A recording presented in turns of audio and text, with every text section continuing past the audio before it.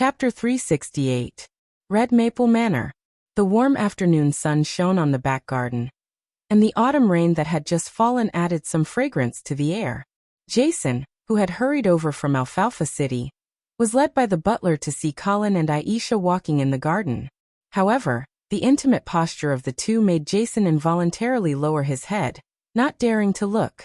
The ambiguous relationship between Count Angeli and Queen Aisha was no longer a secret in the half-elf kingdom.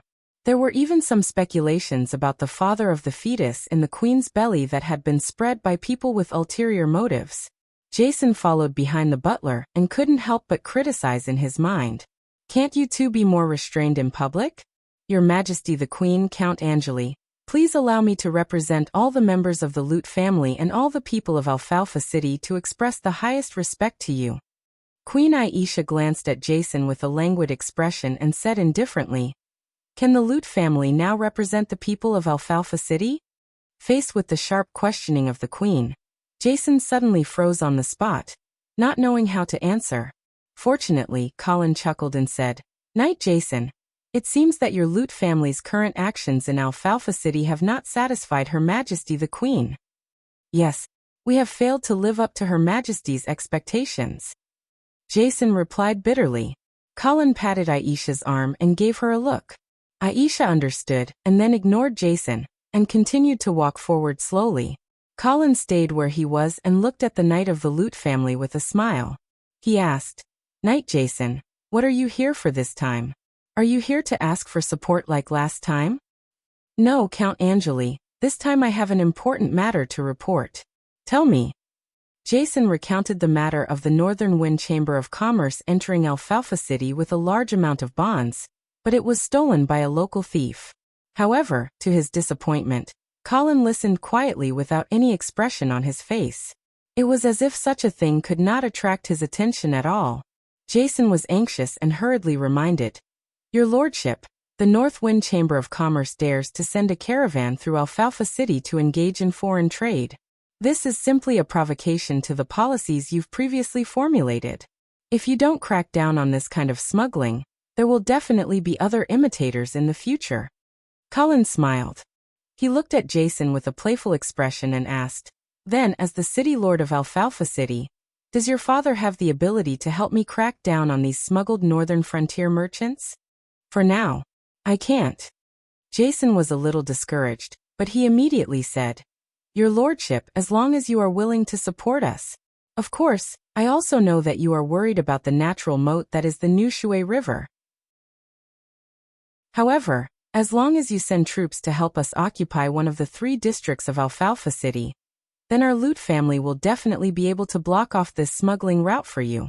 However, Colin still firmly shook his head and said, "As I said, now is not the time to send troops to Alfalfa City." Jason was still unwilling to give up and continued to persuade. "Your Lordship, this time, the North Wind Chamber of Commerce is still trying to transport a large amount of bonds out of the northern frontier. Aren't you worried about who the buyers of these bonds are?" "Of course not," Colin said calmly. When these bonds were first issued, His Lordship clearly declared that no matter who it was, they could exchange food for the bonds. Moreover, when the bonds matured, they could also exchange them for food from the House of St. Hilda. The North Wind Chamber of Commerce used food to exchange for a large amount of bonds from the House of St. Hilda. Now, what they are going to do with these bonds and who they are going to sell them to has nothing to do with the House of St. Hilda or me. However, this time, the North Wind Chamber of Commerce is obviously preparing to trade such a large amount of bonds to the eastern region. Your Lordship, aren't you worried about the eastern region's conspiracy?" "What conspiracy?" Colin asked with great interest. Jason opened his mouth, but he didn't know how to answer this question. Colin seemed a little disappointed and said lightly, "Well, Knight Jason, your Lute family should be more concerned about how to gain a foothold in Alfalfa City. This unforeseen event is actually a rare opportunity for you. Don't tell me you still don't understand?" "Opportunity?" Jason was stunned. Obviously, he didn't understand Colin's meaning. Colin also didn't explain in detail. He just said in a commanding tone, "Since you don't understand, then go back and take a good look. Don't run around all day thinking of unrealistic assistance." Alfalfa City is about to undergo a drastic change. I hope you can properly grasp this opportunity. Jason seemed to realize something and wanted to ask more, but Colin waved his hand and motioned him to leave. Although his heart was full of doubts, Jason didn't dare to go against Colin's will. He had no choice but to bow and take his leave. After Jason left, Colin quickened his pace and caught up with Queen Aisha, who was strolling in front of him. He hugged her waist again. Aisha smiled gently at Colin and asked, "Are you the one who stirred up the storm in Alfalfa City?" Colin also smiled and didn't deny it. "I can't hide anything from you. However, there is one thing I'm curious about." "What is it?" "Do those priceless bonds really exist?" Colin laughed and nodded affirmatively. "Of course they do exist. Moreover, the Earl of Avon of the Eastern region personally instructed the Northern Wind Chamber of Commerce to bring them to Alfalfa City. They were prepared to exchange food with him." Aisha blinked her eyes. "In that case, the Northern Wind Chamber of Commerce is actually under your control." "That's right. But there's a problem." Colin nodded as if he already knew what Queen Aisha wanted to say.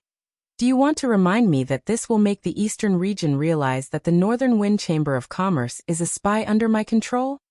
"You already thought of it." "Yes, and the solution is very simple." "What solution?" "Find a scapegoat." "Scapegoat?" Queen Aisha repeated the new words that came out of Colin's mouth twice. She seemed to understand the meaning behind it. "Is it the Lute family?" "Smart." Colin gently pecked the Queen's delicate red lips. "However, you don't have to worry about the Lute family. I have already arranged for people in Alfalfa City. At least, Ron won't die in revenge. As for whether he has the ability to clean up the mess in Alfalfa City, it will depend on his own ability. As the City Lord of Alfalfa City, it is reasonable for Ron to take the blame." Queen Aisha said sternly, "You have already helped him a lot. If he holds a grudge against you because of this, then he doesn't know what's good for him." "Hold a grudge? No, he will only hug my thigh even tighter. After this, the Lute family will become a thorn in the side of the Eastern region. If Ron wants to live, he can only desperately defend Alfalfa City for us." Queen Aisha nodded. Then, she said with some worry, "However, I am a little worried. With Ron's ability, he may not be able to control the chaos in Alfalfa City." "Actually, it doesn't matter," Colin shrugged and said casually. "At least it won't be worse than it is now, right?" "That's true. As long as it is not controlled by the forces supported by the Eastern region, it doesn't matter even if Alfalfa City becomes a mess." At this time, the confident Colin still didn't know that the development of Alfalfa City's situation had deviated from the track he had expected. The affairs of the world were unpredictable. Many times, plans could not keep up with changes. While the two were chatting, the butler came over again and handed a letter to Queen Aisha. The Queen hurriedly skimmed through it and handed it to Colin. At the same time, she smiled and said, "It's almost time for us to return to Silvermoon City." Colin read the letter and smiled. He reached out and gently stroked Aisha's bulging belly and said, "All right. All right, then let us welcome the birth of this new life together." Chapter 369. Yes, the bonds are in my hands. In a dark hut, Orlando faced a group of big shots from Alfalfa City's underground forces, and said in a deep voice.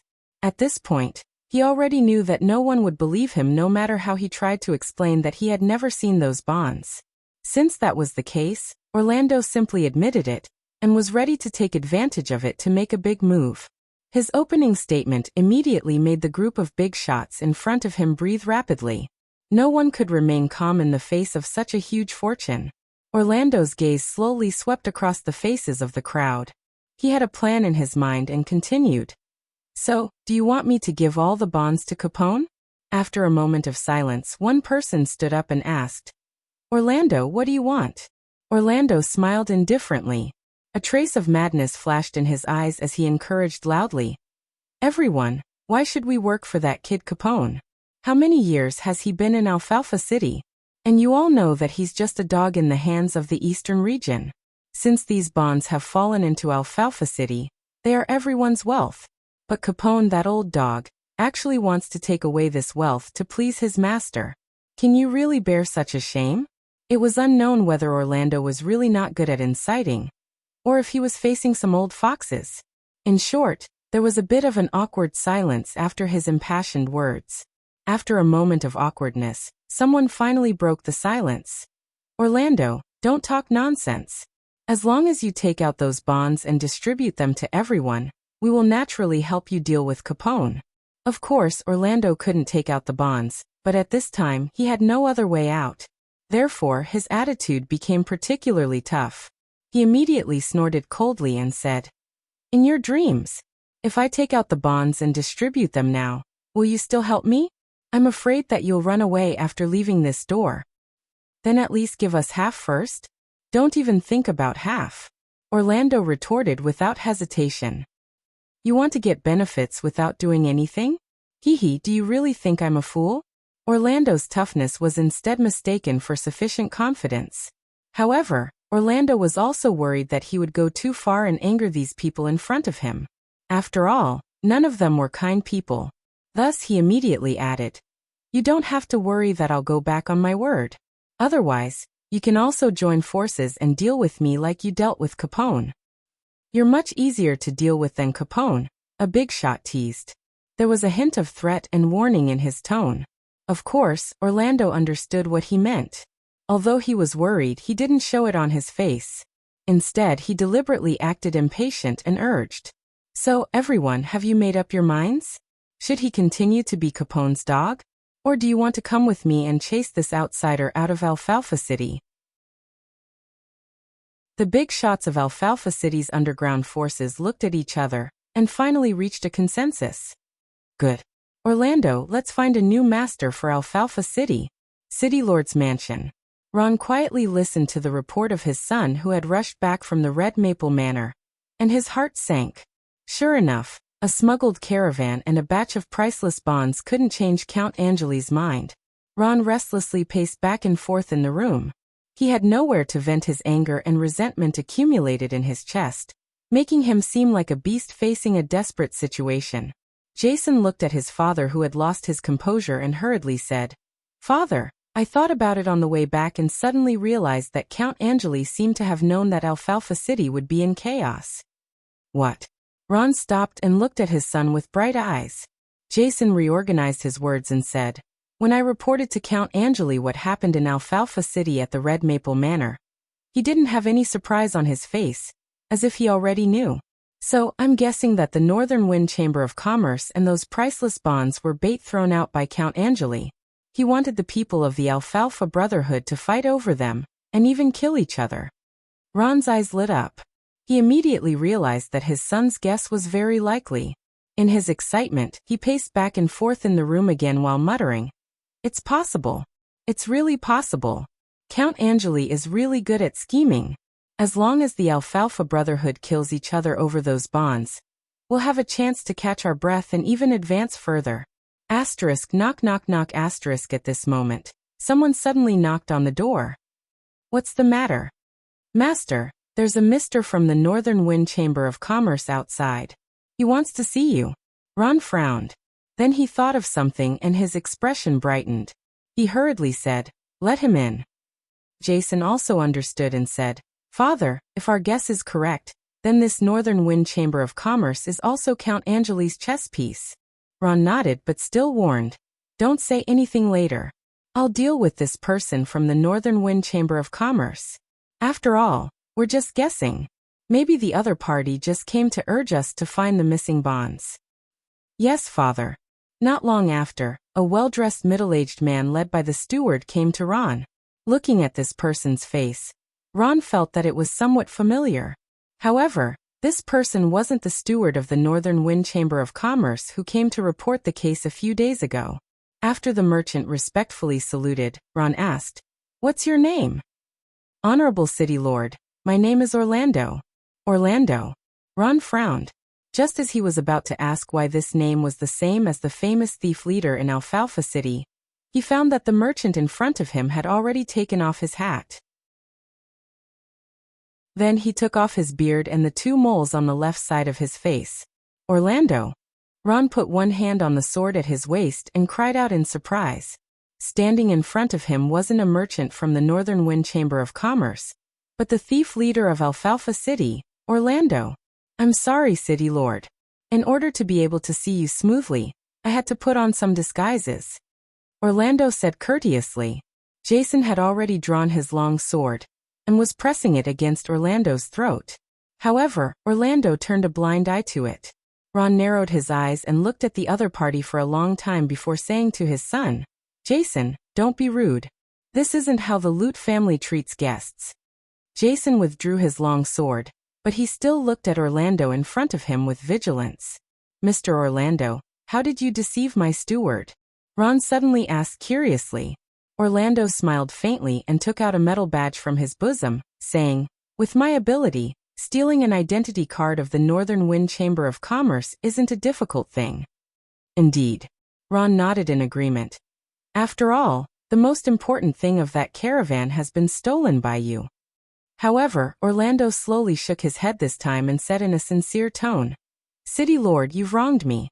Stealing an identity card is easy, but stealing the most valuable bond of the caravan, even I can't do it." "Oh, is that so?" Ron raised his eyebrows, seemingly not believing Orlando's words. "Yes, City Lord. If that bond was really in my hands, do you think I would need to take the risk to see you now?" Ron didn't say anything, obviously thinking about the truth of Orlando's words. After a long while he smiled non-committally and asked, "Then Mr. Orlando, why have you come to see me this time?" "City Lord, I'm here to remind you of something." "What is it?" Orlando took a deep breath and said in a deep voice, "The Loot family is in imminent danger."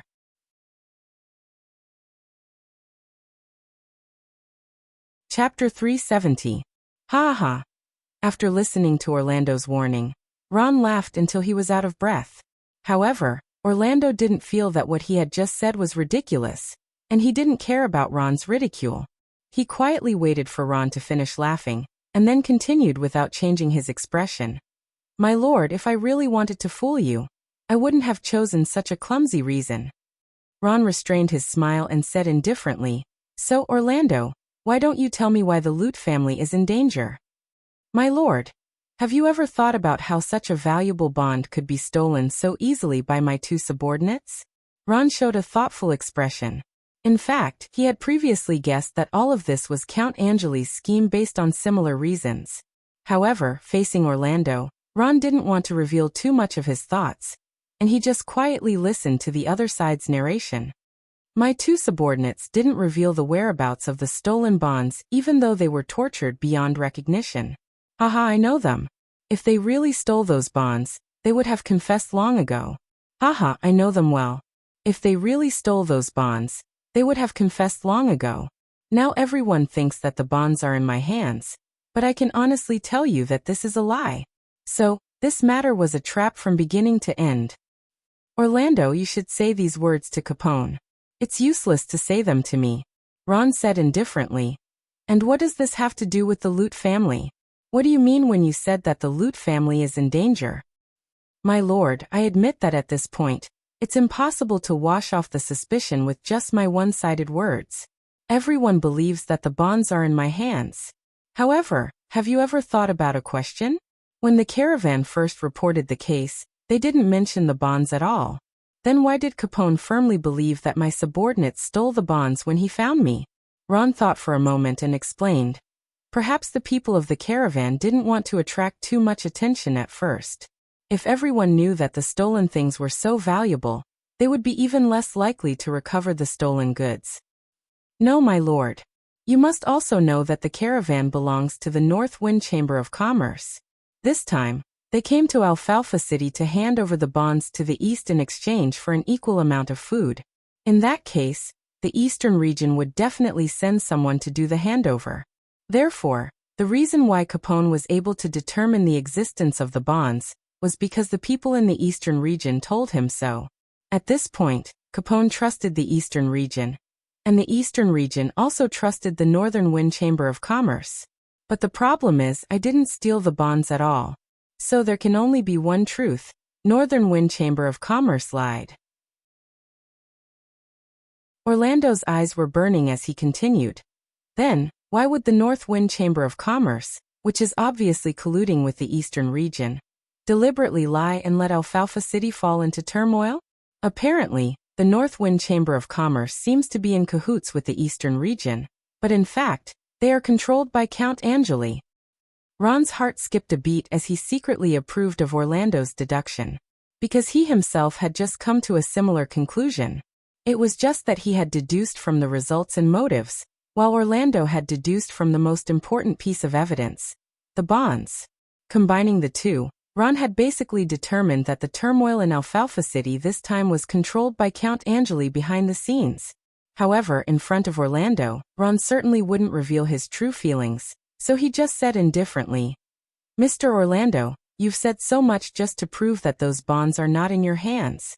However, other than yourself, no one will easily believe you." "I understand." Orlando nodded and continued. "But Sir City Lord, I said so much just to give you a warning." "Warning? Hee, Mr. Orlando, until now I still don't understand. How did the turmoil in Alfalfa City affect the Lute family? Is that so?" Orlando had a playful look in his eyes. "Have you ever thought about what will happen if things continue to develop?" Ron frowned and fell into deep thought.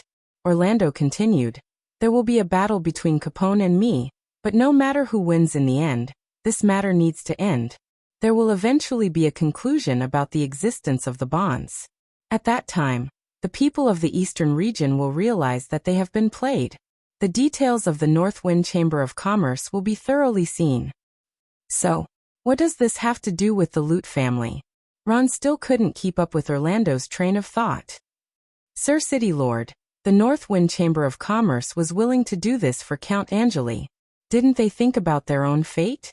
When the people of the Eastern region and the various forces of Alfalfa City realize that they have been played, do you think that caravan will be able to leave Alfalfa City safely? What are you trying to say?" Ron narrowed his eyes and asked in a deep voice. "I want to say that the people of the Eastern region and the various forces of Alfalfa City will eventually realize that they have been played, and they will need a target to vent their anger.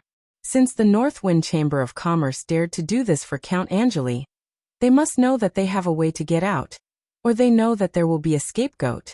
So, Sir City Lord, who do you think this scapegoat will be?" Ron's face finally changed. Orlando saw this and smiled proudly, saying again, "Sir City Lord, you should have thought of it. In fact, I am not surprised that Count Angeli has made such an arrangement." The North Wind Chamber of Commerce is the #1 chamber of commerce in the northern frontier, and they are also an important spy who has successfully gained the trust of the Eastern region. Compared to the Lute family who is struggling in Alfalfa City, their value is much higher. So when I said that the Lute family is in danger, I was not talking nonsense, right? Impossible. Sir Count Angeli would not do this. Jason shouted with a flustered expression.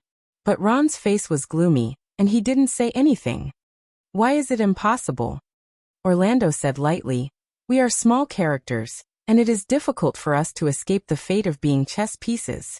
As chess pieces, we must be aware that we will be sacrificed.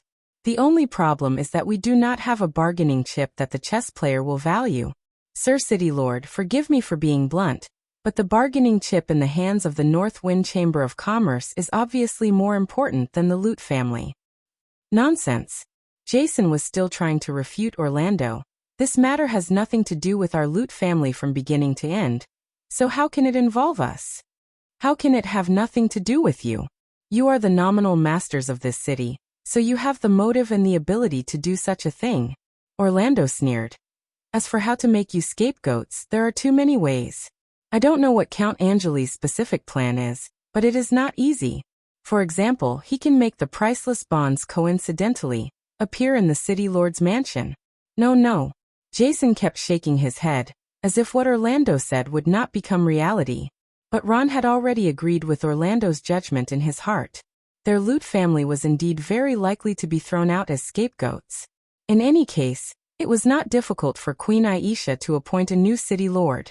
Moreover, during this period of time, the Lute family's actions were indeed disappointing. Orlando knew that Ron had been persuaded by him, so he quickly opened his mouth again. "But Sir City Lord, chess pieces have their own consciousness, they can struggle, they can resist. This was taught to me by my adopted son Blue.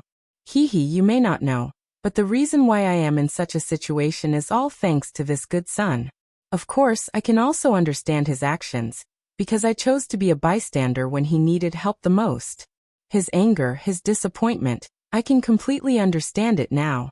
Sir City Lord, Blue is a chess piece against his will, and in the end, he chose to use his own way to take revenge on me.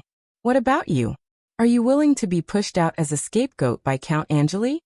Ron pondered for a long time, and finally raised his head again, his eyes flashing with a dangerous light. He stared at Orlando's eyes and asked in a deep voice, "Then what do you think I should do?" Orlando raised his eyebrows and a relieved expression appeared on his face. Then he said confidently, "Sir City Lord, I have a plan."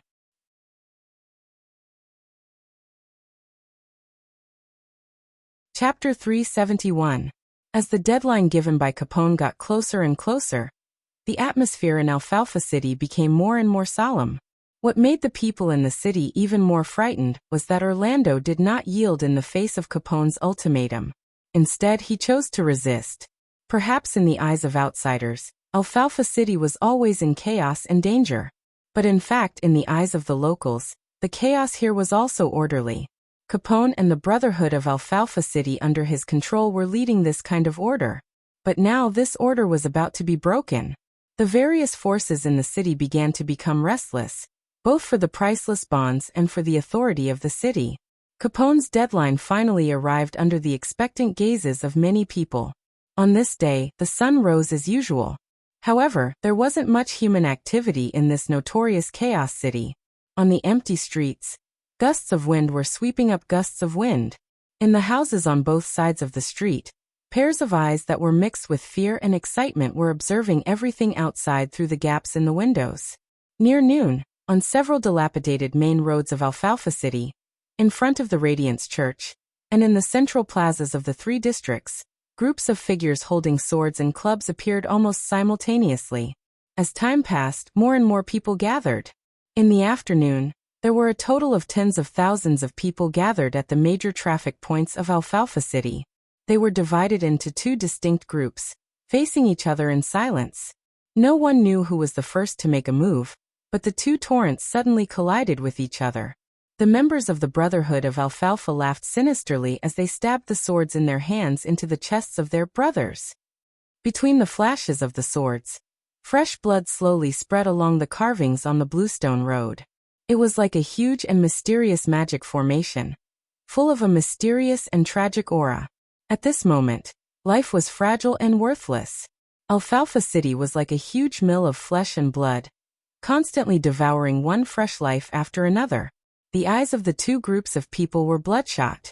They did not have fancy martial arts techniques or high-level fighting auras. They only had the most ferocious momentum and the most primitive brutality. This brutality was completely rooted in the bloodline of the living creatures, the killing instinct and bloodthirsty nature of the inheritors from ancient times. One by one, they were cut down, pierced through, and fell to the ground, twitching and howling. Then they were trampled under the feet of those who came later. All of their dignity, face, and identity seemed so pale and powerless in the face of slaughter. It didn't matter if they were the leaders of Alfalfa City's reputable gangs, the awe-inspiring gold medal fighters, or even the underlings at the bottom of the chain of contempt. At this moment, everyone had obtained absolute fairness. Everyone only had one life. At this time, the fighting taking place in the streets and alleys of Alfalfa City was far from a real confrontation between two armies. There was no neat military formation, no uniform, and no iron-blooded discipline. However, the danger and desperation involved were not inferior in the slightest. These people did not have the organization and cooperation of a regular army, but they were just as ruthless and had the same disregard for life. In terms of tenacity, they were even better. When a small team was scattered by their opponents, they immediately fled in all directions, hiding in the corners of the streets and alleys. When the time was right, they would regroup and attack again. The smell of blood became the strongest smell in the city, and the sound of fighting became the only main sound in this part of the world. The whole city seemed to have become a huge coliseum, crowded with wild beasts killing each other for glory, benefits, and survival. It wasn't until nightfall that the fierce fighting came to an end. The miserable howls and roars gradually subsided. Some people were lying on the ground. And of course, there were also people who stood upright while stepping on the corpses. However, the war had just begun, and it was only the intermission now. Victory and defeat were still far from being decided. Standing on the roof of a dilapidated building, Orlando looked at Alfalfa City that was gradually being swallowed by darkness with a calm expression. The underling standing behind him was constantly looking up and sizing up his boss's back. He wanted to say something several times, but he hesitated. After a long while, Orlando's cold voice finally came. "Tell them that there is no pension." But boss, they said that if there is no pension they will." "I said there is no pension." Orlando suddenly turned around, his eyes wide open as if he wanted to eat his underling. "Since they have chosen to fight with me against Capone, then don't think about backing down halfway. You go and tell them that when we achieve the final victory, I will give them what they deserve, not a single copper coin less. But now that victory and defeat have not been decided, they can forget about taking anything from me." "Yes." The underling didn't dare to say anything more, and hurriedly retreated. Orlando stared at the dark night sky alone for a while, then turned around and walked downstairs.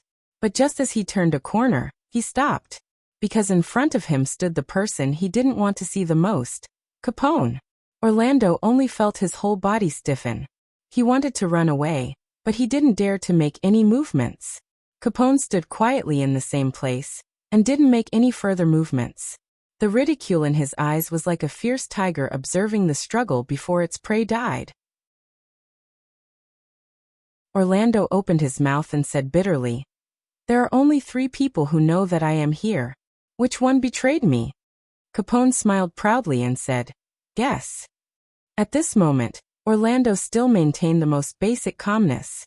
After thinking for a moment, he said, "It should be Rice. In today's battle, his subordinates suffered the most casualties, and he is also the one who wants me to take out a portion of the bonds to pay the compensation." Clap clap. Capone actually applauded and praised from the bottom of his heart. Amazing! However, Orlando, if you had taken out a portion of the bonds to buy people's hearts earlier, you wouldn't have ended up like this. Orlando pursed his lips and didn't say anything. Capone smiled and continued, "Of course, if you give me all those bonds now, I can still let you live." Orlando still didn't say anything. The smile on Capone's face gradually disappeared, and his tone became cold. Since you don't know what's good for you, then don't blame me for being impolite." Before he finished speaking, Capone was like a strong rhinoceros, charging towards Orlando with an unstoppable momentum. Orlando's face immediately turned pale, and he instinctively rolled forward. Boom! The stone ground exploded with a loud bang, and a large amount of gravel sputtered out like bullets. Many of them hit Orlando's body, smashing bruises. Orlando didn't dare to think too much. He got up from the ground in a sorry state and ran away. As a rank 5 warrior, Capone's personal strength was at the top of the pyramid in Alfalfa City. How could Orlando dare to confront him head-on? However, Capone laughed sinisterly, and a look of ridicule appeared in his eyes. He once again chased after him. Hearing the wind behind him, Orlando didn't have time to think about it. He stabbed with the long sword in his hand. Clang! The long sword was casually slapped by Capone, and the entire blade cracked, shooting out a large amount of fragments. Orlando himself was also sent flying by the huge force transmitted from the longsword, and he crashed into the wall on the side. Orlando spat out a mouthful of blood, and sat paralyzed on the ground, despair appearing in his eyes. Calm and unruffled, Capone slowly approached Orlando and mocked, "Orlando, you still have one last chance. Hand over the bonds, and I'll give you a way out." Orlando gasped a few times but suddenly laughed. Capone narrowed his eyes in confusion. Just as he was about to ask if the other party was crazy, he suddenly felt a cold gaze coming from behind him. He quickly turned his head and saw a man covered in white armor. He didn't know when he had appeared behind him.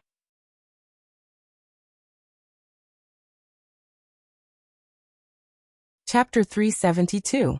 Who are you? Capone asked in a deep voice with a solemn expression. I am here to kill you. The armored man's way of speaking was a bit strange, as if he hadn't spoken for a long time. It was difficult and slow, but the killing intent contained in his words was so substantial that it couldn't be ignored. Capone felt as if he was facing a formidable enemy, although the other party hadn't made a move yet, and he couldn't figure out his background. Capone knew that the armored man's strength wasn't below his own, just from the fact that he could appear behind him without a sound. When did such a master appear in Alfalfa City? How did I offend your excellency to make you want to kill me? Capone asked tentatively. At the same time he saw Orlando, who had fallen into despair, with a gloating smile on his face. This smile made Capone's heart thump. He realized that he had been fooled. Orlando was the bait. The armored man didn't answer Capone's question, perhaps because he was too lazy to explain. He slowly pulled out the long sword at his waist, and the sonorous sound of unsheathing broke the last trace of hope in Capone's heart. Chi! The long sword swung out. In an instant, countless images poured into Capone's mind. He seemed to see magma flowing, volcanoes erupting, and cliffs breaking and falling. Huge rocks crashed to the ground, and flames and meteors burst out in all directions. Ah! Capone roared and suddenly broke free from the illusion. When he opened his eyes again, he was shocked to find that the tip of the armored man's sword was about to touch his forehead. Boom! At the critical moment, Capone only had time to raise his sword and swing it up. A huge explosion shook the ground, and the broadsword in Capone's hand shattered inch by inch like glass. Countless fragments fell to the ground, making a sizzling sound. There was also a wisp of smoke, as if it had just been thrown into a hot furnace to forge. The terrifying impact knocked Capone away, and he knelt on the ground. The armored man slowly approached, his cold eyes filled with a bone-chilling murderous intent. "It's over," Orlando said gloatingly, a trace of relief flashing in his eyes. But at this moment, Capone's lowered head suddenly raised. His arms were crossed in front of him in an instant, and he roared, "I want you to die!" Clang! Clang! As Capone waved his hands, streaks of cold black light streaked across his body like scissors. The two figures crossed each other and retreated once again. The armored man didn't seem to realize that Capone's attack had suddenly become so strange. Two deep cracks immediately appeared on his chest armor. Capone stood in front of the armored man, bent his knees and bent his waist. Two daggers glowing with a faint blue light appeared in his hands. A sinister and crazy smile appeared on his face. He roared in a strange tone, "Don't worry, brat, I'm going to rip open your chest, cut open your skull, peel off your skin, and bring all your organs back for my collection." The armored man stared at Capone and spoke again in a stiff tone. "You are also grade 6. Capone smiled smugly and said, "That's right. I've been hiding my strength for many years. I didn't expect that it was actually forced out by you. Kid, who the hell are you?" As a 6th Order warrior, it's impossible for him to be nameless. Indeed, although a 6th Order warrior wasn't as rare as a Sanctuary-level warrior, he was definitely a big shot. In the entire Radiance Empire, there were only a handful of them. The armored man still didn't reveal his identity. He just looked at Capone with indifferent eyes, as if the other party's hidden strength didn't worry him too much. It was just that this indifference was seen by Capone as a disregard for himself, which also deeply hurt his proud heart. Hiding your head but showing your tail, go to hell. Capone didn't hesitate to activate his strongest state. A faint blue light suddenly burst out from his hands, spreading upward like flowing water, and condensing into a strange symbol in the middle of his chest. In an instant, his speed suddenly increased by a large margin. Chi! His whole body suddenly turned into a blue shadow and rushed toward the armored man. The armored man didn't dodge, and his posture was still indifferent. He just held his sword with both hands and raised it high. Whoosh! The long sword suddenly twisted, drawing a semicircular arc in the air. In the blink of an eye, countless thin lines condensed from fighting energy fell from the sky like dense arrows, madly shooting toward Capone's position. Capone's eyes narrowed, but he didn't dodge at all. His eyes lit up with a dazzling blue light, and in an instant, it was as if everything in the world had stopped at the same time. Boom! The two men collided without any fancy moves, and a circle of invisible ripples suddenly burst out, like ripples spreading in all directions. Orlando looked at the two men in the battle with a horrified expression, completely dispelling the original idea of going up to help. He could only keep retreating, for fear of being affected by the aftermath of the battle. Clang! Clang! The two men were evenly matched, and in an instant, they exchanged countless blows. After separating again, Capone suddenly laughed and said, "Lucian of the northern frontier, so it's you." Obviously, after this exchange, Capone recognized the armored man's true identity.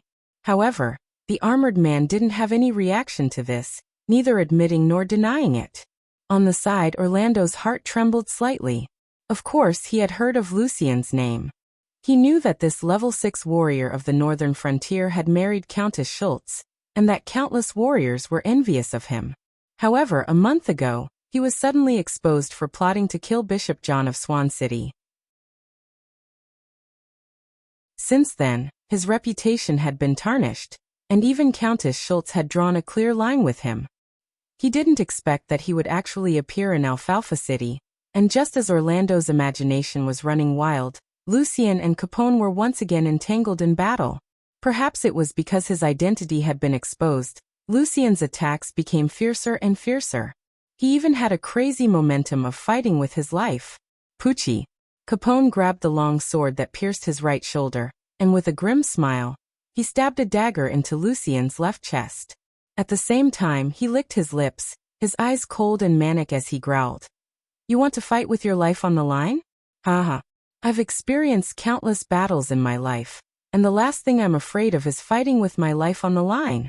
Lucian didn't say a word, nor did he take half a step back. His right hand sank, and the long sword slashed down along Capone's shoulder. Crack, crack, crack. The sound of bones breaking could be heard. Capone didn't budge an inch, and the madness on his face became more intense. The dagger in his hand twisted rapidly, stirring up Lucian's chest like an electric drill. The two peak warriors were no different from desperate beasts that had met on a narrow path. All skills, strategies, and glory were thrown to the back of their minds. There was only one last thought left: to kill each other. The gurgling blood kept dripping, blooming into a demonic flower of blood on the devastated ground. A tragic aura circulated in the air, as if the Grim Reaper had quietly arrived, quietly waiting for the moment to wave his scythe. Capone stared at the armored man's eyes, trying to find a trace of hesitation and retreat in them. A warrior like him, who had climbed up step by step from the bottom, had long been accustomed to this feeling of wandering on the edge of life and death. He also knew very well that in this process of constantly falling into the bottomless abyss, whoever retreated first would lose. Capone had gambled with his opponent countless times, and every time, he was the winner. Therefore, this time he still firmly believed that he would win. Gradually, Capone's body began to shake, and the excessive blood loss made his brain start to lack oxygen. In a trance, he seemed to smell the breath of death. But Capone still didn't retreat. He knew that as long as he could hold on for a while, his opponent would definitely collapse. It had always been like this in the past. This time, it would be no exception. However, as time went by, Capone's confidence was rapidly fading. This was because he was shocked to find that the armored man opposite him was even more determined than him. Moreover, the armored man's strength didn't weaken in the slightest, and his body didn't tremble at all. It was as if what he had stabbed into the armored man's chest wasn't a fatal dagger, but a negligible needle. However, at this moment, even if Capone wanted to retreat, it was impossible. There was no turning back in the process of falling into the cliff of death. The Grim Reaper waiting at the bottom of the valley must harvest a soul. Why, aren't you afraid? Capone asked weakly. The armored man opposite him didn't answer, but the ridicule in his eyes was so strong that it was about to overflow. Bang! Finally, Capone was completely exhausted and knelt in front of the armored man.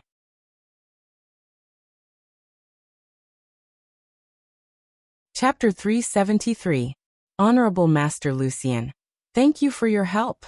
Orlando carefully stepped forward and respectfully saluted the armored man. Although his heart was also filled with doubts, such as how did Lucian become Count Angeli's subordinate?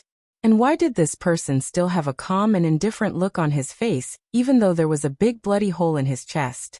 However, one thing was very clear. His life was saved by the person in front of him. Moreover, Orlando, who had been forced to a dead end, had once again seen the hope of survival. Perhaps, it could even go one step further. Colin looked at Orlando through the eyes of the blood slave Lucien, and his heart was filled with emotions. The chaos in Alfalfa City this time was indeed planned by Colin, but the development of the matter was beyond his expectations. It had to be said that the subjective initiative of a person was a wonderful thing. Every individual in the midst of chaos was struggling for their own interests, their own hatred, and their own fate. Harry, Blue, Ron, Capone, Orlando in Colin's eyes. These people were originally small characters, chess pieces, but they might not be willing to follow the path that Colin had planned for them. These were the variables. This was also the reason why the more complicated the conspiracy, the harder it was to succeed. A simple and crude method would rarely lead to unplanned situations. However, to be simple and crude, one must have the strength to break through the situation. This, at least in Alfalfa City, was something that Colin could not do at the moment. Therefore, he had planned all of this. Although there were many accidents, fortunately, the final result was still satisfactory. Moreover, Colin had also received a pleasant surprise. Orlando. This thief leader of Alfalfa City might be of low birth, or perhaps he had an unbearable past, or perhaps even his character was questionable. But this time, he really made Colin have a whole new level of respect for him. Calmness in the face of a desperate situation. The wisdom to see through the puzzle. The courage to survive in the face of death. The courage to use himself as bait. If they were in each other's shoes, Colin knew that he might not be able to do better than him. This was a talent. If used properly, it might be able to help Colin secretly control Alfalfa City, and even cause great trouble for the eastern region. It was a pity that Orlando was not a knight. Otherwise, Colin would have turned him into a blood descendant. It would be too much of a waste to turn them into blood thralls, Sir Lucien. Orlando looked at the silent armored man, and could not help but feel a little uneasy. He reminded him, "Your injury. It's just a minor injury. It's fine." Under Colin's control, Lucien waved his hands casually and touched the broken armor to cover the unsightly wound. Orlando's lips twitched, but he did not dare to say anything. He changed the topic and said, "Master Lucien, may I pay a visit to Count Angeli and express my gratitude in person?" "The Count can't see you yet." Colin flatly refused. Seeing the disappointment on Orlando's face, he continued, "However, the Earl knows about you and is very satisfied with you." Orlando regained his hope and hurriedly said, "Thank you for your recognition, Count. Please tell the Earl that I am willing to swear allegiance to him. No matter what the Earl orders, I will do my best to accomplish it. I will convey your sincerity to the Earl, but under the current circumstances, you cannot be exposed." Orlando rolled his eyes and seemed to understand something. He immediately nodded and said, "Yes. What does the Earl have in mind for me?" The armored man's deep eyes showed no joy or anger, and his tone was very stiff. "The Earl said that since you can guess his plan and break free from this puzzle, it means that you are a smart person. Therefore, the Earl is willing to give you a chance to prove yourself. Without Capone, the Alfalfa Brotherhood will need a new leader, and you have great hope for that position right now. In a while, you will go to 87, Farron Street, where the Earl has left you a gift. At the same time, this is the greatest help the Earl can give you. As for whether you can control the underground forces of Alfalfa City, it will depend on your own ability. Thank you for your trust, Count. I will not let him down," Orlando said loudly. He had already vaguely guessed what the gift Count Angeli had left for him was. Moreover, he also knew that it could be a gift, but it could also be a rope that would take his life. However, Orlando did not hesitate to accept this gift. This near-death experience made him understand a lot of things. A small character like him, who had no influence or strength, might have a smart brain, but it was impossible to survive in such a chaotic world with just this. He had to have someone to rely on.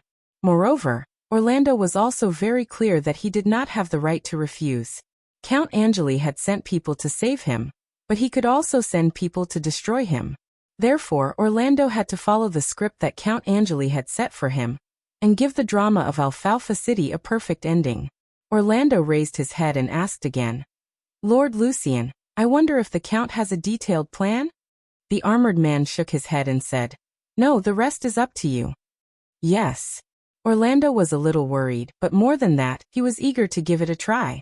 The armored man saw the ambition of this small person, but he did not say anything more.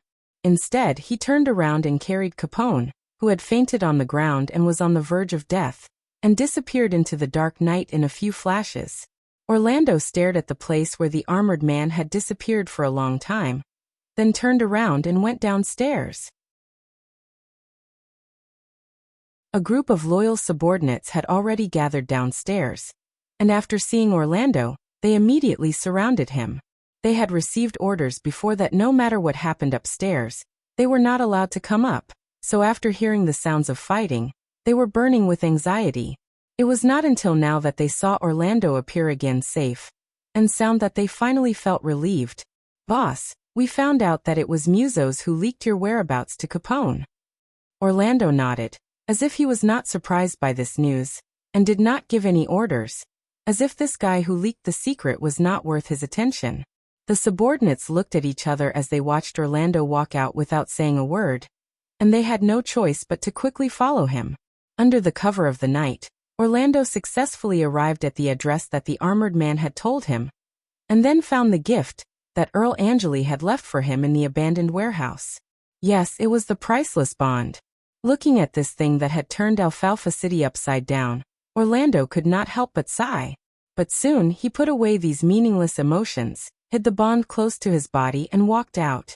Outside the warehouse, the subordinates kept reporting that the leaders of the major forces in Alfalfa City wanted to see Orlando. But Orlando snorted coldly and did not agree. Instead, he asked, Did you find out the details of the messenger of the eastern region that I asked you to investigate?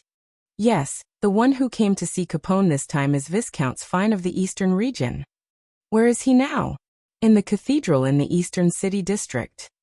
Orlando nodded, took a deep breath, touched the place where the bond was hidden at his waist, and said, Well, let's go see this Viscounts of the eastern region.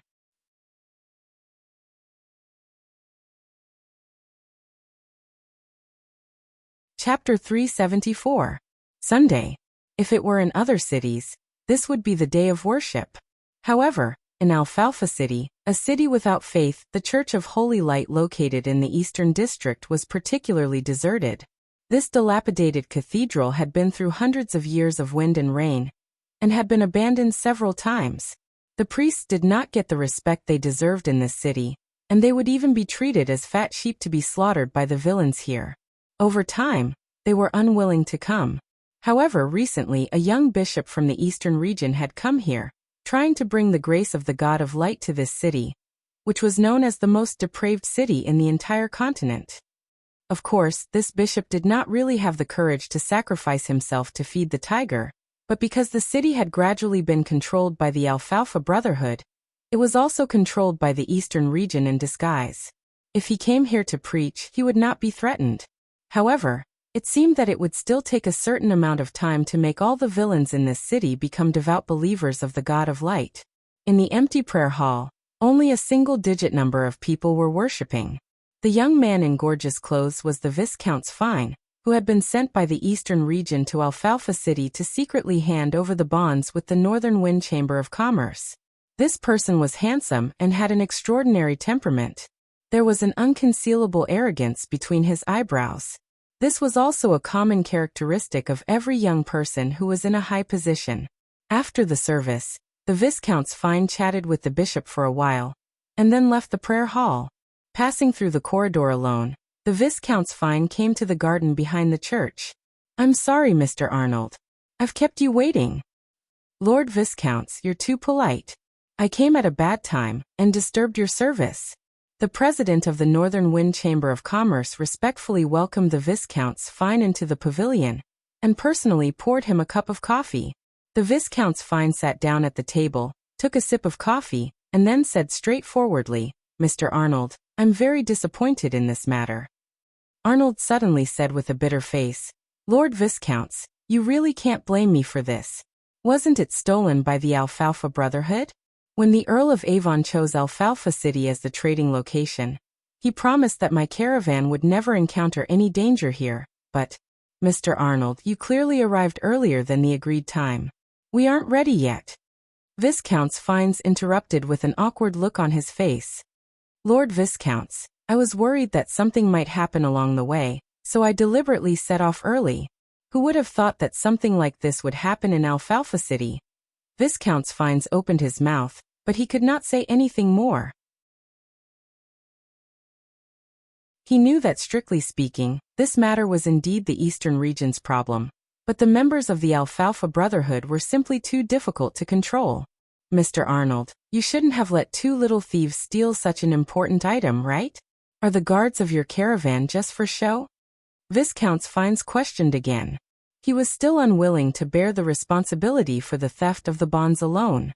Arnold shook his head and said, Lord Viscounts, you may not know this, but there were more than 2 thieves who visited our caravan that night. Oh, who else? Arnold's eyes flashed and he said seriously, I don't know the true identity of the other party, but there was indeed a group of powerful experts who sneaked into our caravan that night. At that time, the caravan's guards were all dealing with these people, so the 2 thieves took advantage of the loophole. Viscount Fines frowned. Obviously, he did not expect there to be such a hidden story. Seeing this, Arnold suggested again, Lord Viscounts, you can ask Lord Capone. After all, he has a deeper control of the underground forces of Alfalfa City. Perhaps he knows what happened that night. Capone. Viscount Fines frowned even more because there had been no news of Capone since he left alone last night. He did not know where the other party was or what he was doing. At this moment, a thought suddenly appeared in Viscount Fines' mind. Could it be that Capone had sent people on the night of the bond theft? Could it be that he had been fooled? Arnold saw that Viscount Fines was silent, and his expression kept changing. He knew that his hint had successfully affected the other party, so he did not say anything else. A lie did not have to be complete and detailed. Sometimes, it was easier to let the other party's imagination fill in the truth. After a long time, Viscount Fines said, Mr. Arnold, you don't have to worry about the bond. I'll help you get it back. You can go back and wait for the news. Yes. After Arnold left, Viscount Fines felt that there was something wrong with Capone. So he found an attendant to ask for news of Capone. However, to his disappointment, there was still no news of Capone. At this time, Viscount Fines could not help but let his imagination run wild. Could it be that Capone had run away with the money? Not long after, the attendant came to report again. Sir, Mr. Orlando is outside asking for an audience. Orlando? Viscount Fines frowned, then nodded and said, Bring him to see me. Soon, Orlando walked into the church alone under the lead of the attendant, and saw Viscount Fines. As soon as he saw Orlando, Viscount Fines snorted coldly and said angrily, Orlando, you actually dare to come to see me? Orlando bowed unhurriedly and then said, Viscounts, I know that you may have some misunderstandings about me, but there are some important things that I have to hand over to you personally. Viscount Fines raised his eyebrows and asked, What important things? Orlando immediately took a few steps forward, and took out the bonds hidden in his clothes, placing them in front of Viscount Fines. Viscount Fines' expression changed, and he hurriedly went forward to check. After confirming the authenticity and number of the bonds, he asked in a deep voice, Orlando, since these bonds are really in your hands, why didn't you take the initiative to hand them over? Viscounts, because I know the importance of these things, I don't want them to fall into the hands of people with evil intentions. What do you mean? Orlando took a deep breath and said with a pained expression, Sir, don't you understand? All of this is a show directed and acted by Capone. He just wants to take all of these bonds for himself. What? Viscount Fines cried out in shock. Arnold's report just now had already made Viscount Fines begin to suspect Capone, and now Orlando was added. Viscount Fines' mind raced, but he still asked in a deep voice, Do you have any evidence for what you said? Orlando nodded and said confidently, Sir, in the beginning, my subordinates didn't know about the existence of these bonds at all. Not only them, but even I didn't know about it. Back then, my subordinates went to the caravan to make a small fortune. who knew that they would bump into a group of people fighting with the caravan guards. In the chaos, they accidentally stole the bonds. However, the two of them didn't have much knowledge and didn't know what it was, so they handed it to me. I knew that this matter was of great importance, so I didn't explain it to them. Therefore, when Capone interrogated them with torture, they didn't know that what they had taken was what Capone wanted. It wasn't until Blue couldn't bear the punishment and randomly accused me that Capone suspected that the bonds were in my hands. Of course, I wouldn't give the bonds to Capone. Viscount Fines didn't know much about the specific situation of the interrogation, so he didn't doubt Orlando's story. It wasn't until he heard the end that he asked, "Why didn't you give the bonds to Capone?" "Because I suspected that the group of people who sneaked into the caravan were Capone's subordinates. Before you came, Capone restrained the people of the Alfalfa Brotherhood and warned us not to attack the passing caravan. That's why we didn't dare to attack the North Wind Chamber of Commerce. Harry and Blue only dared to steal. And other than himself, who else would dare to ignore Capone's warning at this time?" Viscount Fine's eyes flashed slightly, but he didn't say anything. Seeing this, Orlando continued to explain. "Sir, last night, Capone came to me again and said that as long as I handed over the bonds, he could share them with me." "Are you sure?" Viscount Fine's eyes widened as he asked. "Of course." Orlando straightened his chest and said without fear, "If you don't believe me, you can find Capone. I dare to confront him face to face." Viscount Fines narrowed his eyes and carefully sized up Orlando. The other party looked back without fear, his gaze honest. Such a posture greatly reduced Viscount Fines' suspicion of Orlando. He was silent for a moment before he asked again, "What happened last night?" "When I heard Capone say that, I immediately confirmed my previous suspicions, so I wouldn't hand over the bonds to him. I pretended to say that I was going to get the bonds, but in fact I took the opportunity to escape. After daybreak, I took the initiative to look for you. I hope that you can uphold justice for me." Viscount Fines pondered for a long time before he said to Orlando, "All right, I will verify what you said. However, since you took the initiative to hand over these bonds, I will definitely report this credit to the Earl of Avon." "Thank you, Lord Viscounts." Orlando bowed and said. He wasn't afraid that Viscount Fines would verify it because Capone had already disappeared. This was enough to prove that the other party was guilty. And after Capone disappeared, there would definitely be someone to fill his vacancy. As for this candidate, Orlando lowered his head respectfully and revealed a smug smile.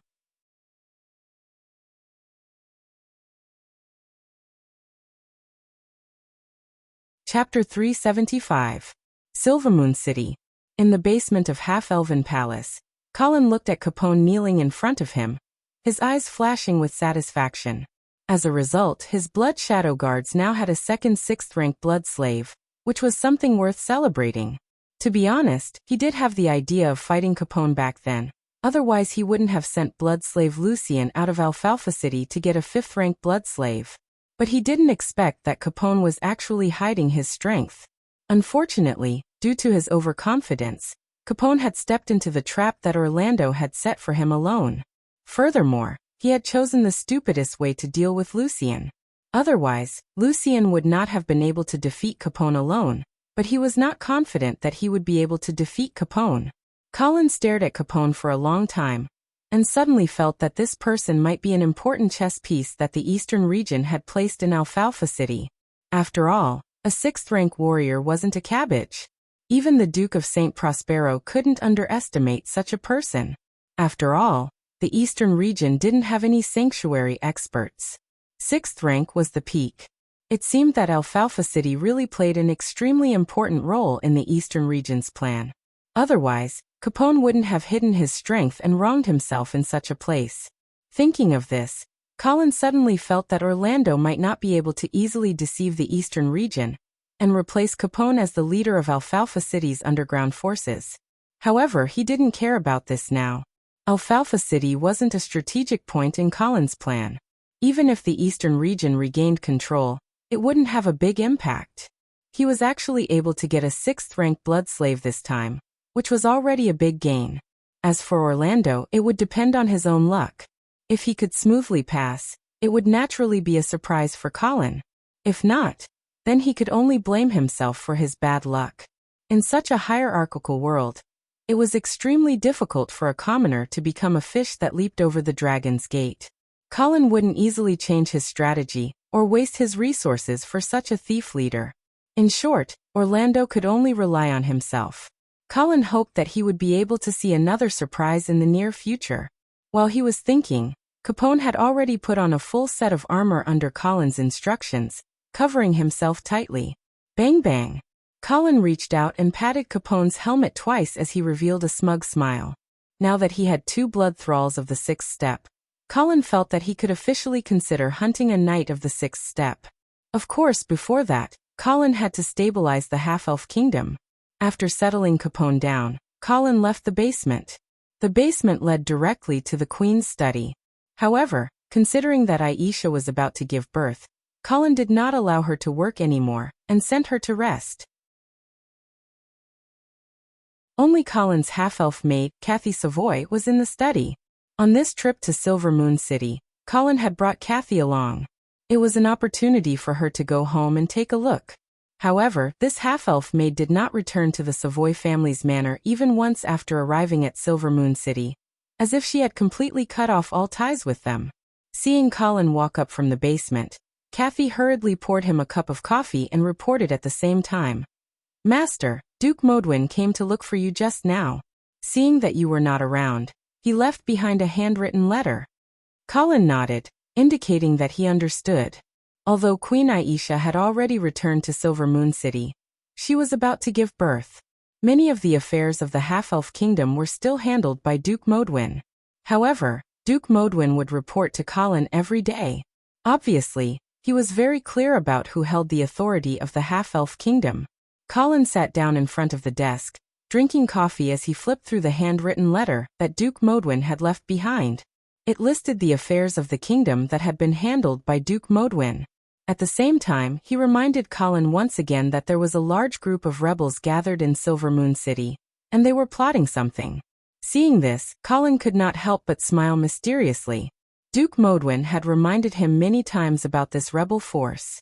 He had even suggested that they should be arrested before they took action, so as to not disturb the Queen's delivery.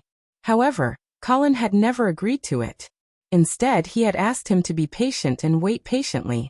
This time, Colin had indulged these rebel forces, so that all the half-elves who were dissatisfied with Queen Aisha would take the initiative to jump out. This way, Colin would be able to capture them all in one fell swoop, so as to prevent any more trouble in the future. Moreover, with the blood cavalry in the city, Colin was not worried that the situation would be out of his control. Even if the Silver Moon Guard were to rebel, Colin was confident that he could forcefully suppress them.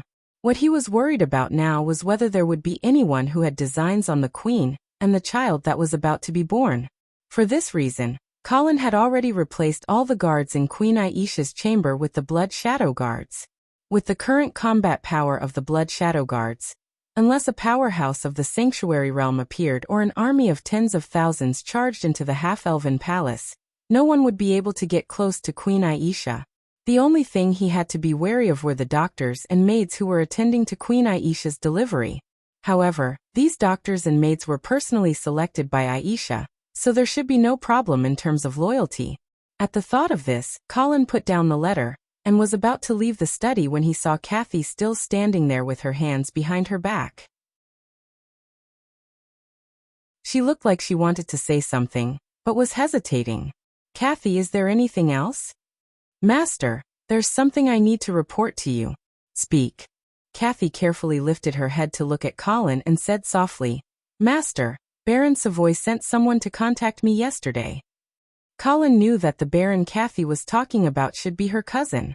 Back when Kathy had helped Colin lure the Skyhorse army to attack Silvermoon City, Colin had promised to give the Savoy family the title of Baron after the deed was done. However, Kathy herself would rather be Colin's maid than become a Baron of the half-elven kingdom. Hence, the title of Baron fell to her cousin. "Why did he look for you?" Colin asked with a smile, as if he had realized something. Kathy hesitated for a moment, but still said honestly, "He was asking me about the doctor who attended to Her Majesty's delivery." Colin's eyes narrowed. Seeing this, Kathy hurriedly explained, "Master, don't worry. I didn't tell him anything." Colin nodded with satisfaction. "You did well. However, I suggest that you make a trip back to the Savoy family. If Baron Savoy asks again, tell him the identity of the doctor who attended to the delivery." But, Kathy was dumbfounded and stuttered, not knowing what to do. Colin smiled as he walked to Kathy, patted her shoulder, and said gently, "Just do what you need to do. Don't worry, just do it. I've already arranged everything. Actually, I'm also very curious. What kind of tricks are those people up to?" "Yes, master." Kathy nodded, but her eyes couldn't help but reveal a tinge of sadness. Colin understood that Kathy was worried about her family, so he comforted her. "You've been with me for so long, you should know that I'm not a bloodthirsty person. Hence, the Savoy family won't be cut off. On the contrary, after getting rid of the rotten branches, your family will be able to develop even better." "Master, I understand." Kathy was relieved. She nodded and left. Colin looked at her retreating figure and smiled as he muttered to himself, "I've given you a chance. I've given you a chance, but don't let me down."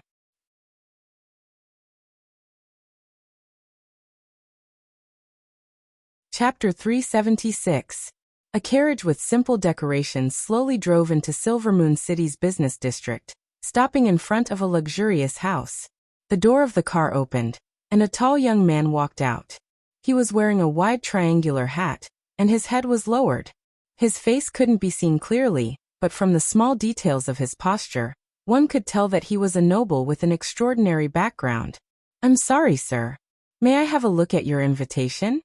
The attendant politely stopped the young man. But before the young man could show his invitation, a short, fat, and slightly bald middle-aged man in a floral robe rushed out with vigorous steps.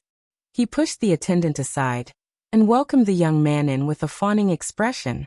The attendant who had been pushed aside stared at the scene with his mouth agape, unable to come back to his senses for a long time. Of course, he didn't dare get angry, because the middle-aged man who had rushed out was the legendary half-elf merchant of Silvermoon City, Javier. So, the attendant was just a little surprised. Who was the young man that Javier had to welcome him personally, and with such a humble attitude? After entering the house, the young man took off his hat, revealing a resolute, handsome, yet somewhat cold face. If Colin were here, he would definitely recognize the young man as his old acquaintance, Marquis Vincent. The eldest son of the Duke of the Eastern Region had returned to Silvermoon City after more than half a year. Marquis Vincent's brows were tightly furrowed, perhaps because he'd recalled some unpleasant memories from the last time he'd been here.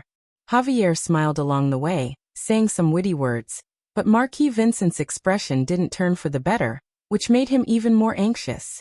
As the central building of Silvermoon City's business district, the decorations here could be said to be extremely luxurious. At a glance, all one could see was magnificent gold paint. Even the cracks in the white glaze on the ground were covered with melted gold.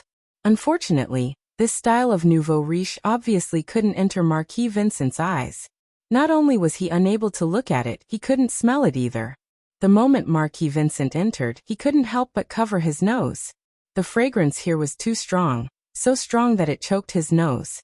Of course, Marquis Vincent could understand why.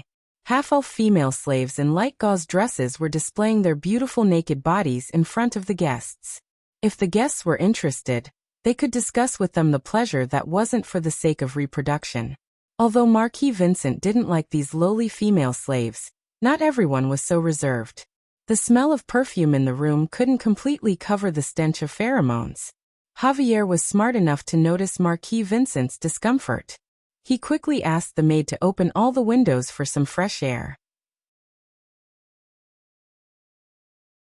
"Lord Marquis, this time I have gathered the leaders of the 17 most influential half-elf merchant guilds in Silvermoon City to listen to your teachings." Marquis Vincent finally showed a satisfied expression. He nodded and followed Javier into the conference hall. The hall was very spacious. The round table made of gold-plated oak was very eye-catching. The conference chairs made of white-striped tiger hide were also very exquisite, but the overall style was less serious. Seeing Marquis Vincent walk in, The merchants sitting around the table stood up and bowed to greet him. Marquis Vincent raised his hand and gestured for everyone to sit down. Javier brought Marquis Vincent to the main seat and said in a clear voice, "Everyone, today we have the honor of inviting the first successor of the House of Saint Prospero, Marquis Vincent. I'm sure everyone knows why this conference is being held. We, the Half-Elf Merchant Guild, cannot be trampled on by others. We must fight for our own interests. Fortunately, we are not fighting alone. Marquis Vincent has brought the support of the Duke of the Eastern region to our Half-Elf Merchant Guild. Please believe that as long as we work together, we will definitely be able to make our voices heard." Javier was very good at livening up the atmosphere. He also understood that although the merchants were rich, they lacked status. They wanted to be respected more than anyone else.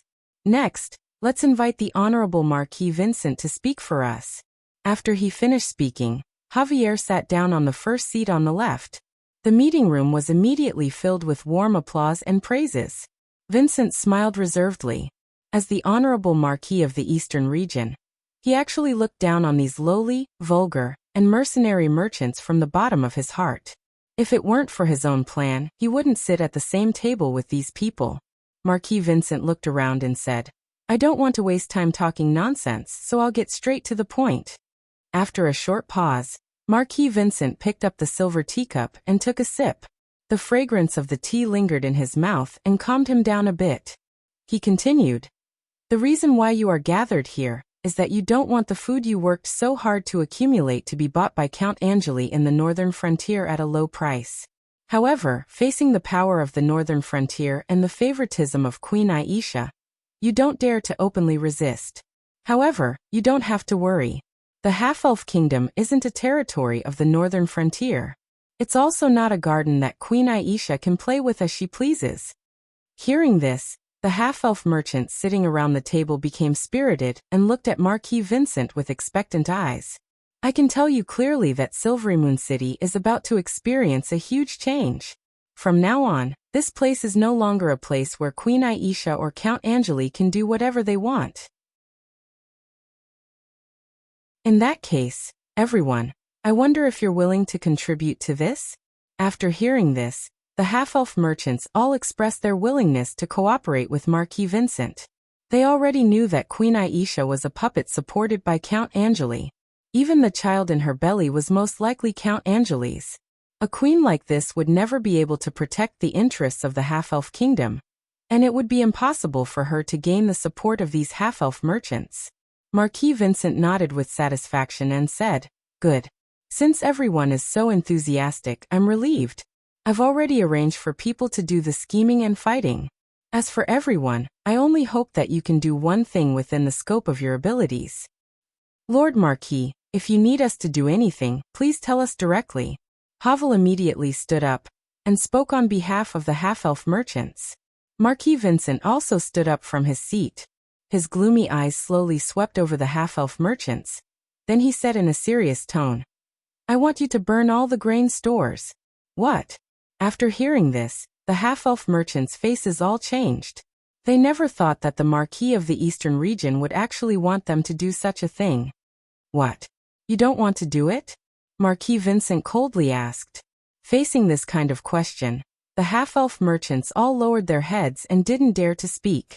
But after a moment of silence, a half-elf merchant finally stood up and said, "Lord Marquis, what you're doing is even more excessive than Count Angeli.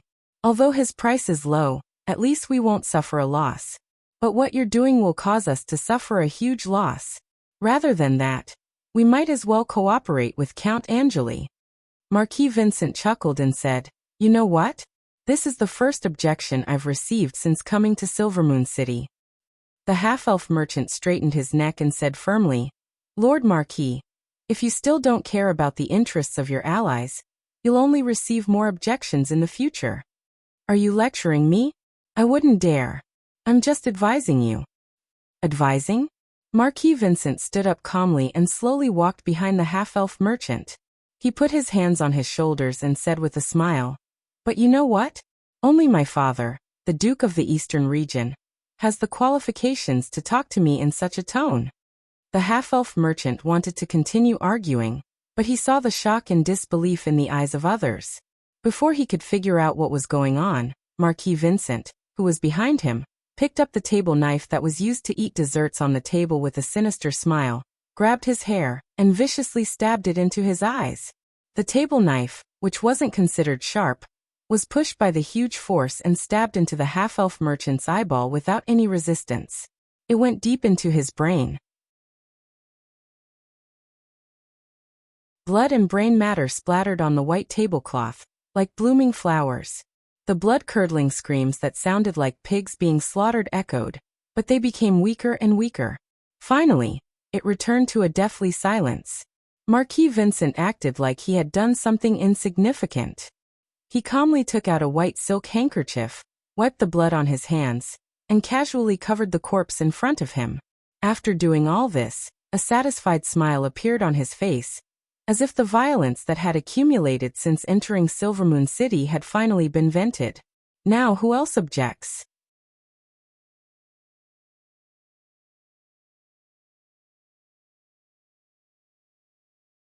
Chapter 377. The air in the conference hall seemed to have frozen. No one dared to make a sound, and they even tried their best to control their breathing. The thick smell of blood gradually filled the air, and the half-elf merchants finally realized one thing: nobles would kill. No matter how gentle and kind they were, from the beginning to the end, the nobles' rule was built on violence. No matter how rich the merchants were, they were just lambs waiting to be slaughtered in front of the nobles. Marquis Vincent used a bloody corpse to make the half-elf merchants realize the cruel reality. Some of them had ashen faces, but they didn't dare to say anything. Some were terrified and avoided eye contact. Some were dejected and had completely accepted their fate. Javier was sweating profusely, and his heart was filled with regret.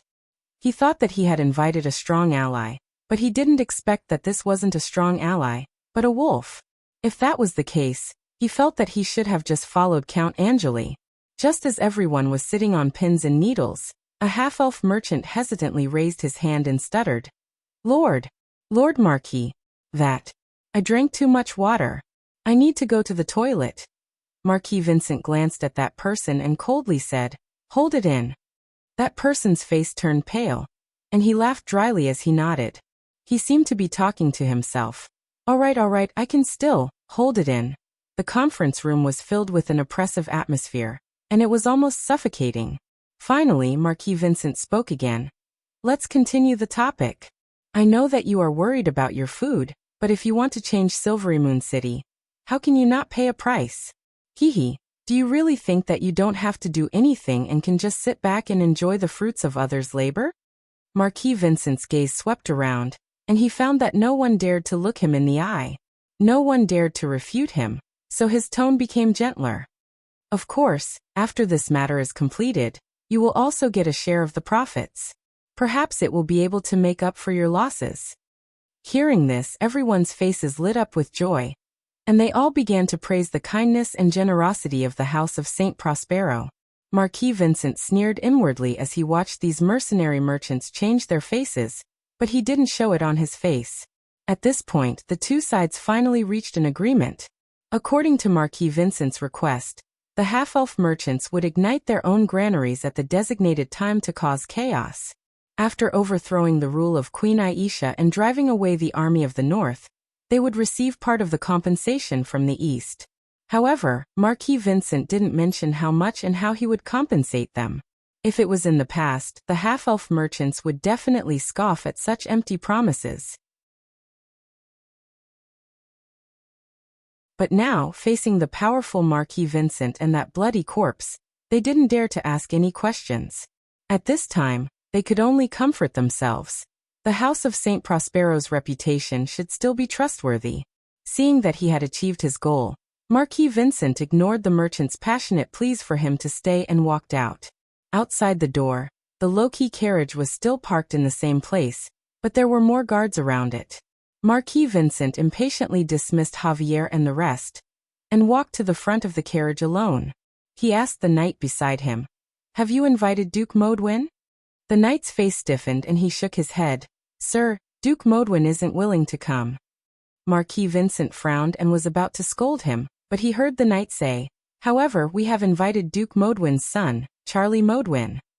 Marquis Vincent's face softened and he asked, "How many sons does Duke Modwin have?"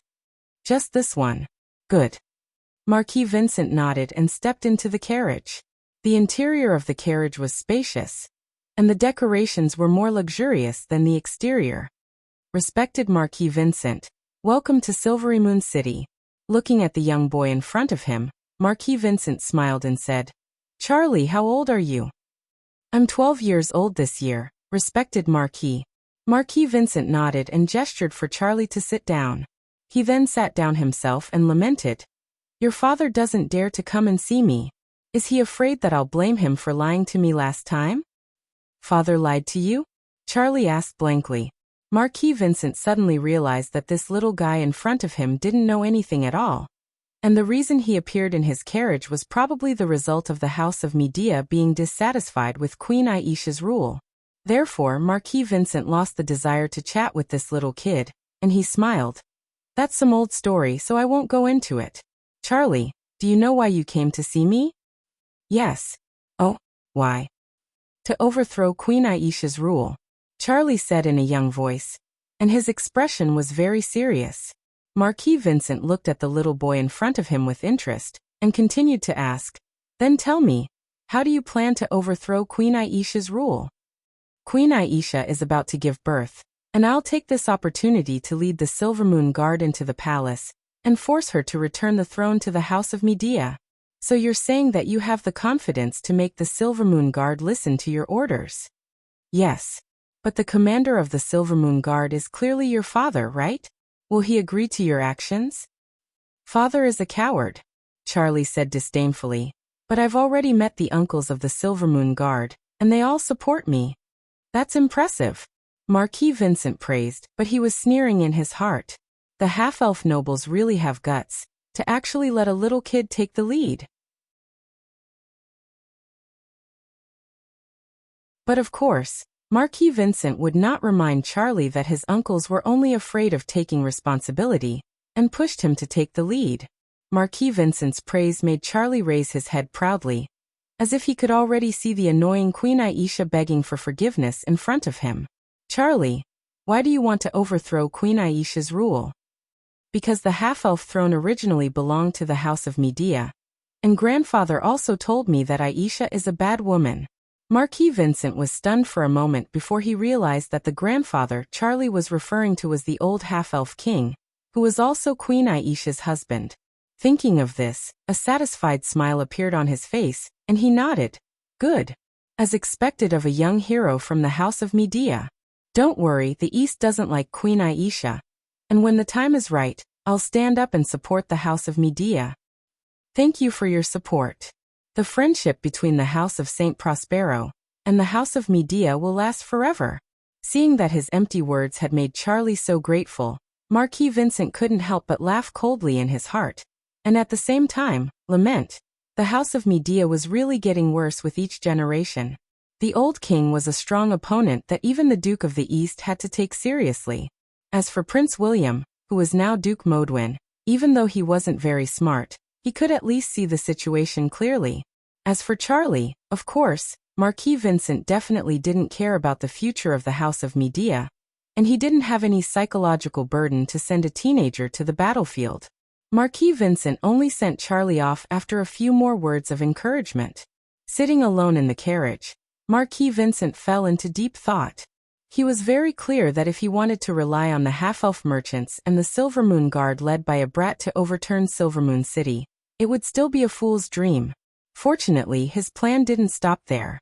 Thinking of this, Marquis Vincent reached out and knocked on the side of the carriage, instructing, "To the Temple of Destiny."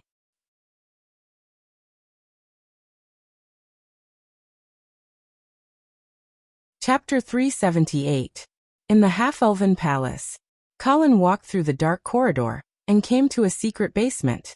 The air was filled with the faint smell of blood, and the lingering smell of death. "What? Failed again?" Hearing the voice behind them, the three half-elven female doctors in the basement came back to their senses and quickly greeted Colin. Colin waved his hand casually, indicating that they did not need to be so polite. Then he walked to an operation table, in the middle of the basement, and found that the two monkeys on the table, one big and one small, had become corpses. One of the female doctors said with a sad face, "I'm sorry, my lord. We have tried many times, but we still can't successfully complete the cesarean section operation you mentioned." "Because you can't control the blood loss?" Colin looked at the blood flowing everywhere and asked. "Yes, my lord. Then you should be able to use this method to take the fetus out of the mother's body, right?" The female doctor hesitated for a moment and nodded. "Yes, but, my lord, if you use this method, the fetus may have a chance to survive, but the mother will definitely die." The three female doctors had of course guessed why Colin wanted them to test this cesarean section operation. When they thought that they might have to use this method to cut open Her Majesty's belly, they could not help but tremble. If anything happened to Her Majesty or the fetus in her belly, they would definitely not be able to escape the blame. Therefore, the three doctors only hoped that Colin could recognize the reality and give up this completely impossible method. "I know." Colin nodded. "You can go and rest. This experiment ends here." The three female doctors looked at each other and wanted to ask if Colin had completely given up this so-called cesarean section operation. However, looking at Colin's cold and expressionless face, no one dared to speak first. They could only anxiously bow and leave. Colin looked at the mess on the operation table and did not feel anything in his heart. The failure of the female doctors did not surprise him. With the underdeveloped surgical skills in this world, it would be a miracle if they could successfully perform a cesarean section. However, Colin still let the female doctors experiment a few times on the monkeys.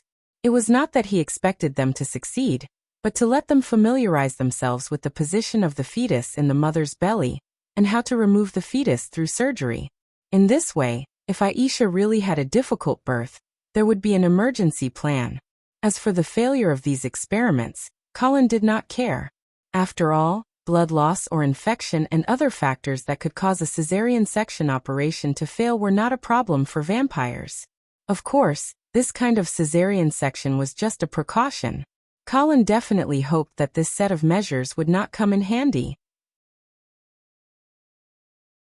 Leaving the basement, Colin wanted to talk to Aisha, but when he reached the door of the palace, he found Duke Muller was waiting outside. "Earl, are you here to visit Her Majesty?" Duke Muller greeted with a flattering smile. Duke Muller was Aisha's brother. After the death of the previous Duke Muller, he inherited the title of the Miller family. "Yes." Colin nodded and asked in confusion, "Why don't you go in?" Duke Muller rubbed his hands and said awkwardly, "Mother is whispering to Her Majesty inside." Colin immediately understood. It was Duke Muller's mother, Madame Sharon, who was also Queen Aisha's mother. The mother and daughter were probably talking about things to take note of during childbirth. No wonder Duke Muller wanted to hide outside. Colin rubbed his nose. He knew that it wasn't a good time for him to go in. So he stood beside Duke Muller and thought about what to say to ease the awkward atmosphere. Fortunately, Duke Muller spoke first. "Earl, I heard that Silvermoon City hasn't been very peaceful recently." Colin glanced at him and asked with a smile, "What's not peaceful?" Seeing that Colin was asking the obvious, Duke Muller was a little anxious and didn't try to hide it anymore. "Earl, I don't believe that you haven't heard the news. Many nobles in Silvermoon City are secretly colluding with each other, preparing to rebel while Her Majesty is in labor and weak." "Oh." Colin immediately pretended to be shocked and asked, "You should report such an important matter to Her Majesty." "I already told Her Majesty, but I don't know what Her Majesty is thinking. She just won't listen to me," Duke Muller said bitterly. "Earl, I know that Her Majesty has always been very respectful of you, so you should also advise Her Majesty." Colin stroked his chin and seemed to be moved. He asked, "Then Duke Muller, according to what you said, what should Her Majesty do?" "First, she has to stabilize the Silvermoon Guard," Duke Muller blurted out. "Her Majesty shouldn't hand over the command of the Silvermoon Guard to Duke Modawin at this critical juncture. You think that Duke Modawin will rebel? That's a possibility. After all, the House of Medea used to be the half-elven royal family. William Modawin didn't inherit the throne, so it's inevitable that he would resent Her Majesty. Colin nodded thoughtfully but didn't say anything. Duke Muller saw this and continued to agitate. Furthermore, Her Majesty actually let Duke Modewin take over the kingdom's political affairs. This military and political power is concentrated in one person's hands. Wouldn't that make Duke Modewin the de facto king of the half-elves? You have to know that the key to power is balance. Hearing Duke Muller ramble on about the balance of power, Colin secretly rolled his eyes. Of course, he knew what Aisha's brother was thinking. He was just jealous of Duke Modewin. However, to be honest, Colin could understand Duke Muller. After all, he was the Queen's brother, and yet he was not favored by an outsider. It was natural for him to feel unbalanced. But this also showed that Duke Muller didn't see through Colin and Aisha's plan to lure the snake out of its hole. Otherwise, he wouldn't be envious of Duke Modewin's current position. It was a fire pit. Similarly, this also showed that Queen Aisha didn't reveal her plan to Duke Muller. Thinking of this, Colin couldn't help but narrow his eyes. It seemed that Aisha didn't trust her brother too much. Duke Muller was still patiently showing off his political views. Colin was annoyed and was about to change the topic. But at this moment, there was a sudden rush of footsteps behind him. Turning his head, Colin saw Queen Aisha's mother, Madame Sharon, running out in panic. "Mother, what's wrong?" Duke Muller hurriedly asked. Madame Sharon was half anxious and half excited as she shouted, "Her Majesty is about to give birth."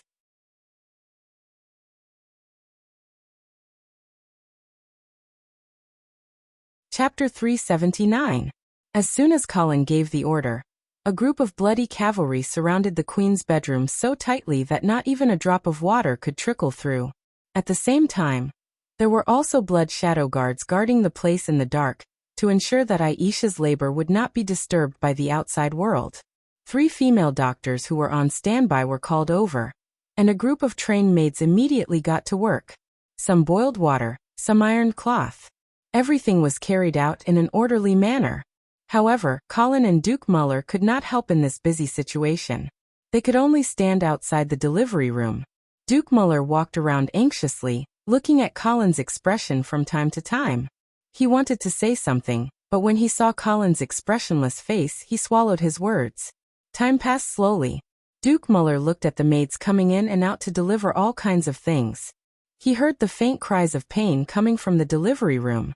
He could not help but ask, "Why hasn't she come out yet?" Colin put his hands behind his back and looked at the setting sun with deep eyes. He said calmly, "It's not that fast to give birth to a child." You're right. Duke Muller looked embarrassed. When he was about to say something, he suddenly stared at the sky in the north of the palace and exclaimed, "Smoke! Smoke! Why is there smoke?" Colin also saw the direction Duke Muller was pointing at, but he did not look surprised. It was as if this was all within his expectations. In the blink of an eye, a few more plumes of thick smoke rose from Silvermoon City, and this seemed to be a signal. Suddenly, noisy noises could be heard everywhere in the city. Even Colin, who was far away in the palace, could vaguely hear it. What's going on? Duke Muller's forehead could not help but break out in a cold sweat. His eyes were filled with infinite fear. Obviously, he had realized that something was wrong. Colin could no longer keep silent. He shouted loudly, "Roger!" Knight Roger strode towards Colin and knelt down on one knee. "Sir, what can I do for you?" The corners of Colin's mouth curled up slightly, revealing a bloodthirsty smile. "This is the first battle after Bloody Cavalry changed its name. Don't let me down." Bang! Knight Roger slammed his left hand heavily on his chest armor and loudly said, "Yes." With that, he turned around and strode away. Duke Muller stared blankly at the scene before him. "Your lordship, did you foresee this from the start?" Colin turned around and smiled. "Duke, I'm not an idiot. How could I be unprepared?" Now it was up to the rebels to see what tricks they could play. I hope it won't disappoint me too much." Duke Muller looked at Colin, who had a calm expression but was emitting a bloodthirsty aura. He couldn't help but shudder. At the same time he sighed. Was Silvermoon City about to experience another night of bloodshed? Who is mobilizing the Silvermoon Guard? Why didn't I know? Duke Modwin roared angrily. Other than anger in his eyes, there was also a touch of unconcealable fear. In fact, he had long known about the undercurrents in Silvermoon City. He had reminded Queen Aisha to be careful many times, but unfortunately, the Queen had not paid attention to it. However, the Queen could ignore it, but as the commander of the Silvermoon Guard, Duke Modwin could not ignore some signs of rebellion in the army. So he had been paying attention to the situation of the Silvermoon Guard. He had been chatting with the officers of the Guard, explaining the pros and cons to them, and warning them not to be fooled by some conspirators. Even so, when things came to a head, Duke Modwin realized in despair that a portion of the Silvermoon Guard was out of his control. Your Lordship, the Silvermoon Guard went to put out the fire. T. Duke Modwin interrupted rudely. I asked who mobilized the Silvermoon Guard, not why. The subordinate immediately shrunk his head and did not dare to make a sound. Moreover, no matter what the reason is, shouldn't they have gotten my permission before mobilizing the Silvermoon Guard? Duke Modwin roared angrily. He knew very well that putting out the fire was T. No matter how big the fire was, there was no need to mobilize the Silvermoon Guard to save it. Those people mobilizing the Silvermoon Guard only had one goal: Queen Aisha. Thinking of this, Duke Modwin could no longer keep his cool. He kicked the subordinate in front of him to the ground, and then strode out. But just as he stepped out, Duke Modwin was stopped. Uncle Kamez? Duke Modwin looked at the old man in front of him and had a bad feeling. Kamez Modwin stood with his hands behind his back and asked expressionlessly, William, what are you going to do in such a hurry? Duke Modwin took a deep breath and said honestly, Uncle, someone mobilized the Silvermoon Guard without my permission. They have bad intentions. I have to stop them immediately. No need. What?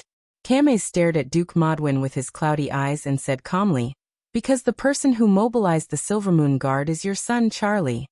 Duke Modwin was stunned as if he was struck by lightning. He was speechless for a long time. Seeing this, Kamez continued, Don't even think about stopping them. Charlie is probably almost at the north gate of the palace, and is ready to attack. Hearing this, the light in Duke Modwin's eyes disappeared. He asked painfully why. Do you want the House of Medea to be destroyed? Destroyed? Kamez laughed coldly and said disdainfully, William, have you forgotten how the House of Medea lost the half-elf throne? It was all because of your cowardice. Back then, as the first successor to the throne, you actually gave in to Colin and Aisha, that adulterous pair, and gave up the throne for nothing. This is a great humiliation. Do you know why Aisha dared to hand the Silvermoon Guard to you? Why did she dare to let you preside over the kingdom when she was about to give birth? Because she saw through you. She knew that you didn't dare to resist. The hatred, glory, and faith of the family have long been thrown aside. You only think about how to curry favor with Aisha. If we let you go on like this, the House of Medea will really fall into the abyss of destruction. Duke Modwin stared at his uncle as if he was getting to know him all over again. The corners of his mouth curled up slightly, revealing a mocking smile, and said, Uncle, I admit that I'm not smart. Father has always been dissatisfied with me because of this. But do you know why he didn't change his successor when he was alive? Kamez was stunned and asked, why? Because although I'm stupid, but... The mockery on Duke Modwin's face became more obvious. But you are even more stupid. Kamez's face flushed red, but he suppressed his anger and coldly snorted. William, don't talk nonsense anymore. Do you have a choice now? Your only son Charlie is attacking the palace. Do you really think you can stay out of it? No, soon the nobles of Silvermoon City will think that you are the mastermind of this rebellion. Even if you do nothing now and watch Charlie get killed by the Blood Cavalry. Do you really think you can continue to gain the trust of the Queen in the future? Duke Modwin's face showed that he was struggling, but he still did not give in. Kamez continued to persuade. Charlie is your only son. Do you really have the heart to do that? We can't win against Count Angeli. Duke Modwin shouted in a low voice. Humph. William, your cowardice disappoints me. Kamez said coldly. But I can tell you that the participants of this rebellion are far more than you can imagine. Do you not even have the courage to take a gamble now? Duke Modwin lowered his head. and his fingernails were already digging into his palms. Kamez waited for a while, but did not receive any response from Duke Modwin. He was disappointed. But just as he was about to turn around and leave, ignoring the cowardly patriarch, Duke Modwin suddenly raised his head. His eyes were filled with a cold madness as he growled in a low voice. "All right. Then let's take another gamble."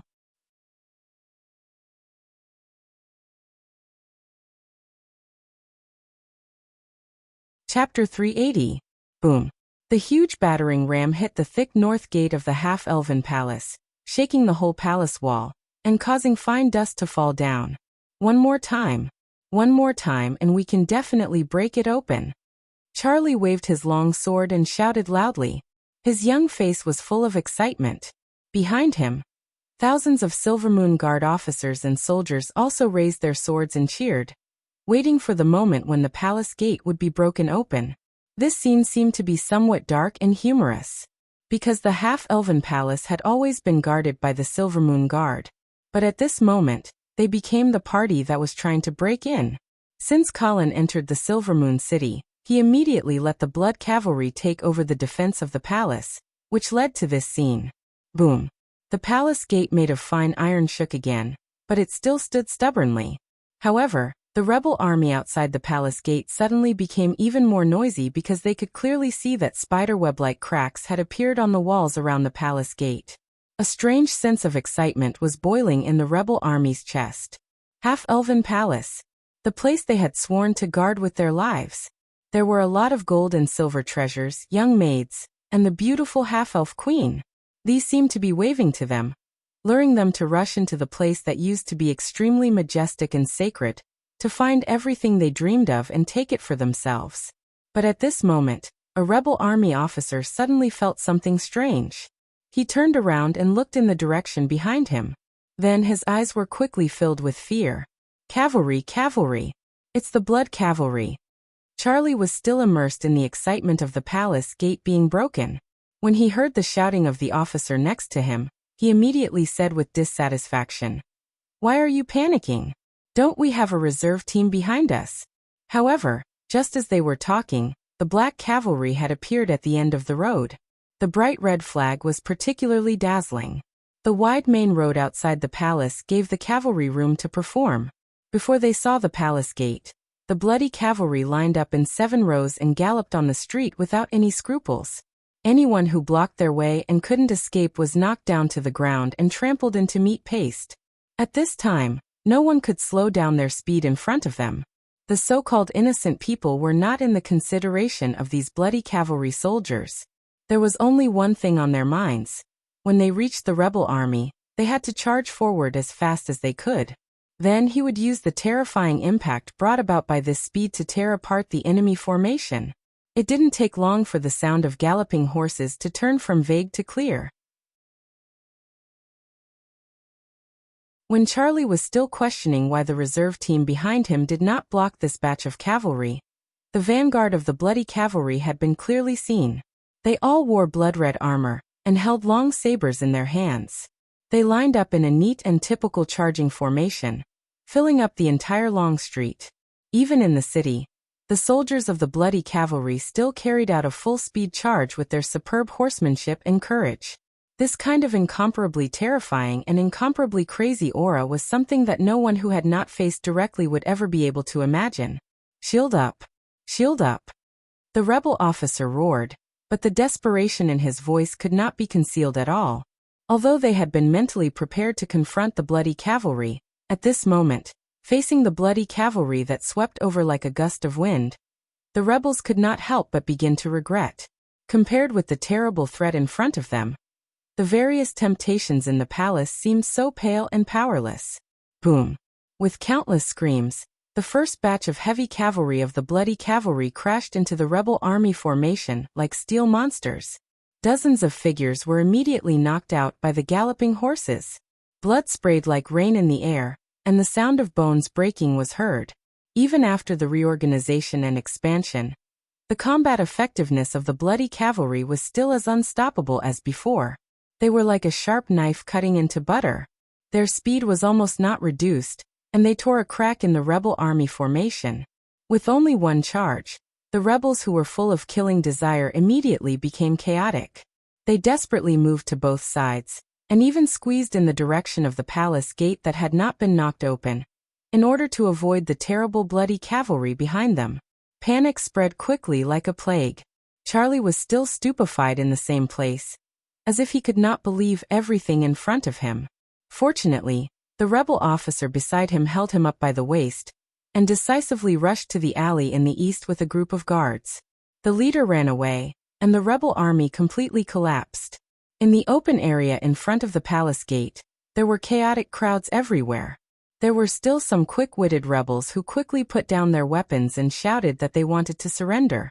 Unfortunately, they collapsed too fast, and the bloody cavalry general did not have time to change the order. So those bloody cavalry soldiers, like hungry wolves rushing into a flock of sheep, skillfully bent down, waved their swords, and cut the rebels on the side of the horses to the ground row by row with the help of the horses. Countless blood sprayed into the air and sprinkled to the ground. Thousands of cavalrymen galloped through the street in front of the palace gate, leaving corpses and flowing blood on the ground. Crack. The crumbling palace gate slowly opened, and Knight Roger slowly walked out. His indifferent eyes swept over the messy battlefield, but he did not give the order to withdraw his swords. After listening to the cavalry general's report on the situation in the city, Knight Roger thought for a moment and ordered, "Don't care about those warehouses that are on fire. Concentrate our forces to suppress the rebel Silvermoon Guard, and find out the mastermind of this rebellion." An officer carefully reminded, "Sir, those places that are on fire are all granaries. I suspect that someone wants to destroy the food in Silvermoon City. If we don't do anything, then the purpose of this trip..." Knight Roger firmly shook his head and said, "No, those granaries are a trap to disperse our forces. Don't be fooled. Our priority is to suppress the rebellion. The food problem is not something you should worry about." "Yes, Charlie." Duke Modwin looked at his son who was kneeling in front of him in a trance. The anger in his heart dissipated instantly, and the words of reproach could not come out of his mouth. Even if he knew that he was dragged into the water by his son, Duke Modwin also understood at this time that he had no way out. Under his order, almost all the Silvermoon Guard had been mobilized, and they were constantly gathering at the palace, ready to fight to the death with the Blood Cavalry. This time, the House of Medea had put all their assets on the line, and whether they could regain the half-elf throne or not, success or failure depended on this. "William, the Blood Cavalry is already prepared, and their combat power is really terrifying. We have to avoid them." Kamez looked at Charlie's sorry appearance and reminded him with lingering fear, "Uncle, do you have any good suggestions? We can't attack the palace now.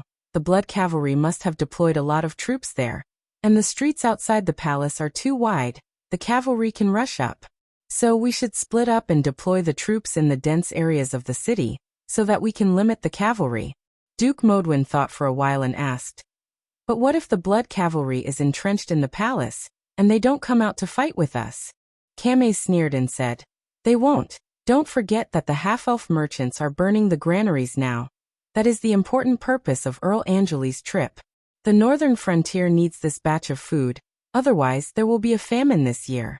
So the Blood Cavalry can't just sit there and watch the city burn. They will definitely come out." Duke Modwin nodded and said, "Well, let's do as you said."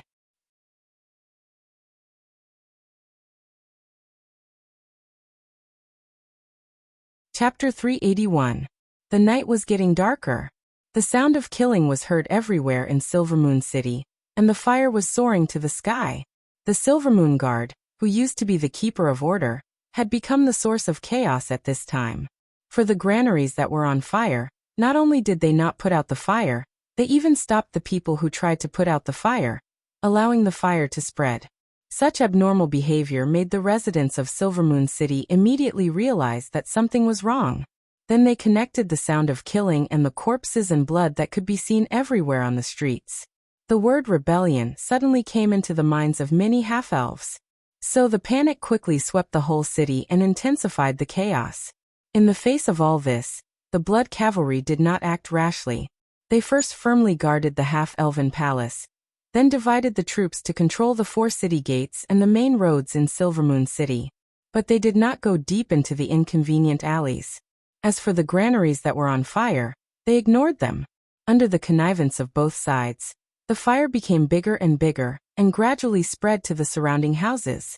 Cries for help, and screams were endless. This was destined to be a chaotic and bloody night. After losing the most basic order, the suppressed ugliness was gradually exposed. Those who used to be submissive had all picked up their weapons. Those who were well-behaved had now become exceptionally ferocious. Those who had enmity with each other immediately fought each other. Those who called themselves brothers had also turned against each other in the end.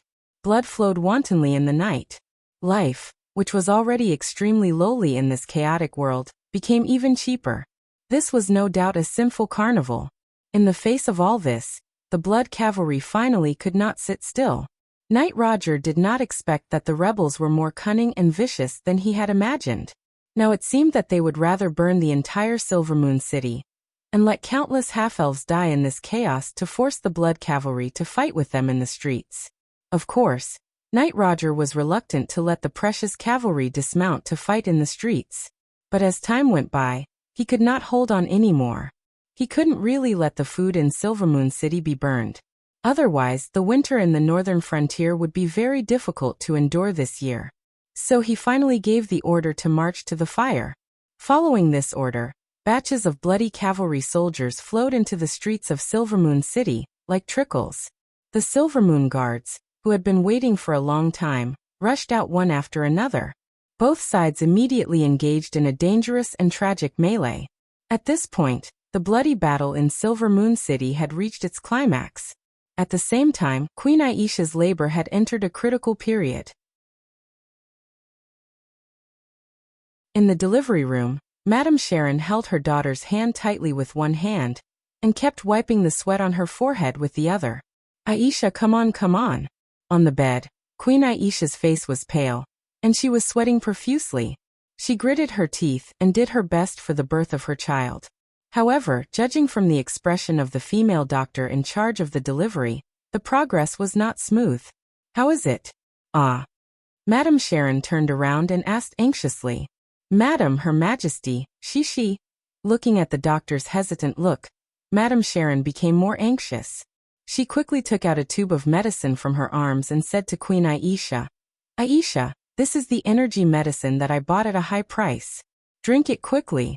Queen Aisha panted a few times but shook her head and said, "No need, mother, I still have strength. Don't force yourself at this time. Come on, drink it." Queen Aisha firmly pushed Madame Sharon's hand away and said, "The palace also prepared energy medicine. I'll drink that."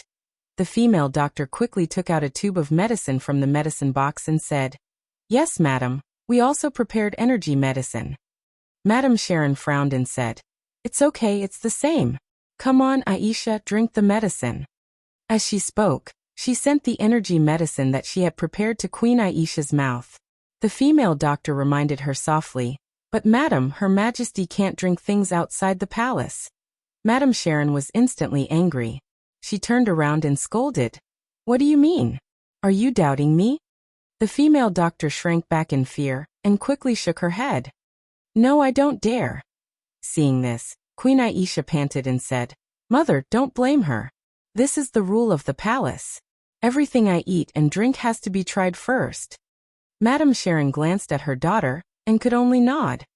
"All right, then I won't trouble you. You should drink the medicine prepared by the palace." The female doctor heaved a sigh of relief and quickly went forward to let Queen Aisha drink the energy medicine prepared by the palace. After that, Queen Aisha's face was visibly rosy. It seemed that the medicine was very effective. "Aisha, use more strength, use more strength." Madame Sharon encouraged again. However, as time passed, the situation did not improve. The female doctor who delivered the child became more and more anxious, and she wanted to say something several times but stopped. Seeing this, Madame Sharon could no longer suppress the anxiety in her heart. She immediately got up and personally went to the end of the bed, wanting to check on Queen Aisha's condition. Although she had never delivered a child, Madame Sharon had given birth to 3 children herself, so it was impossible for her to not know anything about this. Therefore, when she lifted the sheet and saw the situation below Aisha, she was stunned. Aisha, why is there no movement in your cervix? Is that so? Mother. Queen Aisha said indifferently. At the same time, she sat up straight. The painful expression on her face completely disappeared, as if everything that had happened just now was just an illusion. Madame Sharon was stunned, clearly not understanding what was going on. Queen Aisha looked at her mother with bright eyes and said in a deep voice, "Mother, perhaps your energy medicine can help me. Why don't you take it out and let someone try it first before giving it to me to drink?" Madame Sharon opened her mouth and said with a shocked expression, You're not going to give birth at all, are you?" Queen Aisha did not answer her mother's question.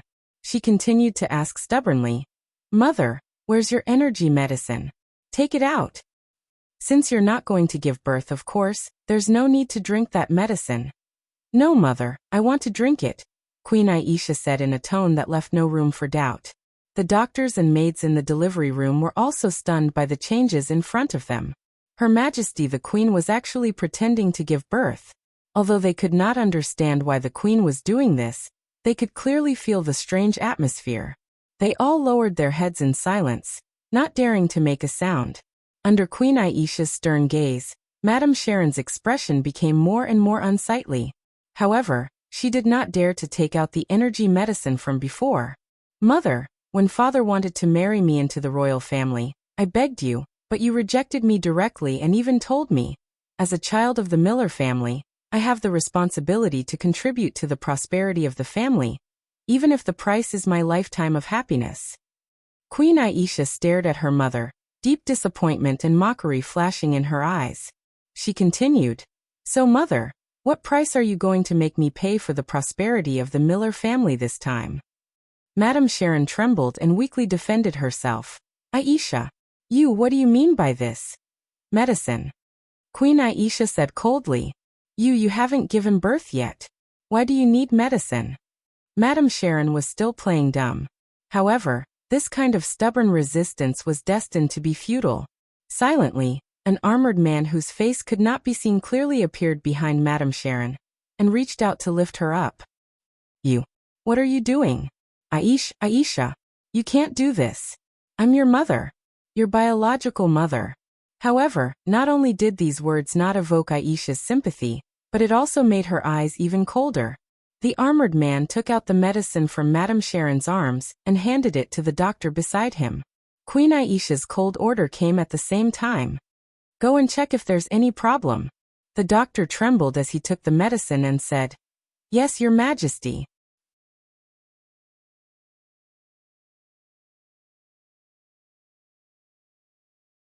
Chapter 382. The Temple of Destiny was located in the east of Silvery Moon City. It wasn't in a remote location, but it was exceptionally quiet. It could even be said to be deserted. Many evergreen cypress trees with straight trunks had been transplanted around the temple. They were like silent soldiers, surrounding and protecting the Temple of Destiny, creating a solemn and dignified atmosphere. In fact, when the temple was first built, it hadn't been so quiet. There was an endless stream of half-elves who came to pray, and the bustling scene was even more exaggerated than the most bustling market. However, as the elves disappeared from the radiant moon forest, the half-elves gradually moved closer to the powerful human empires.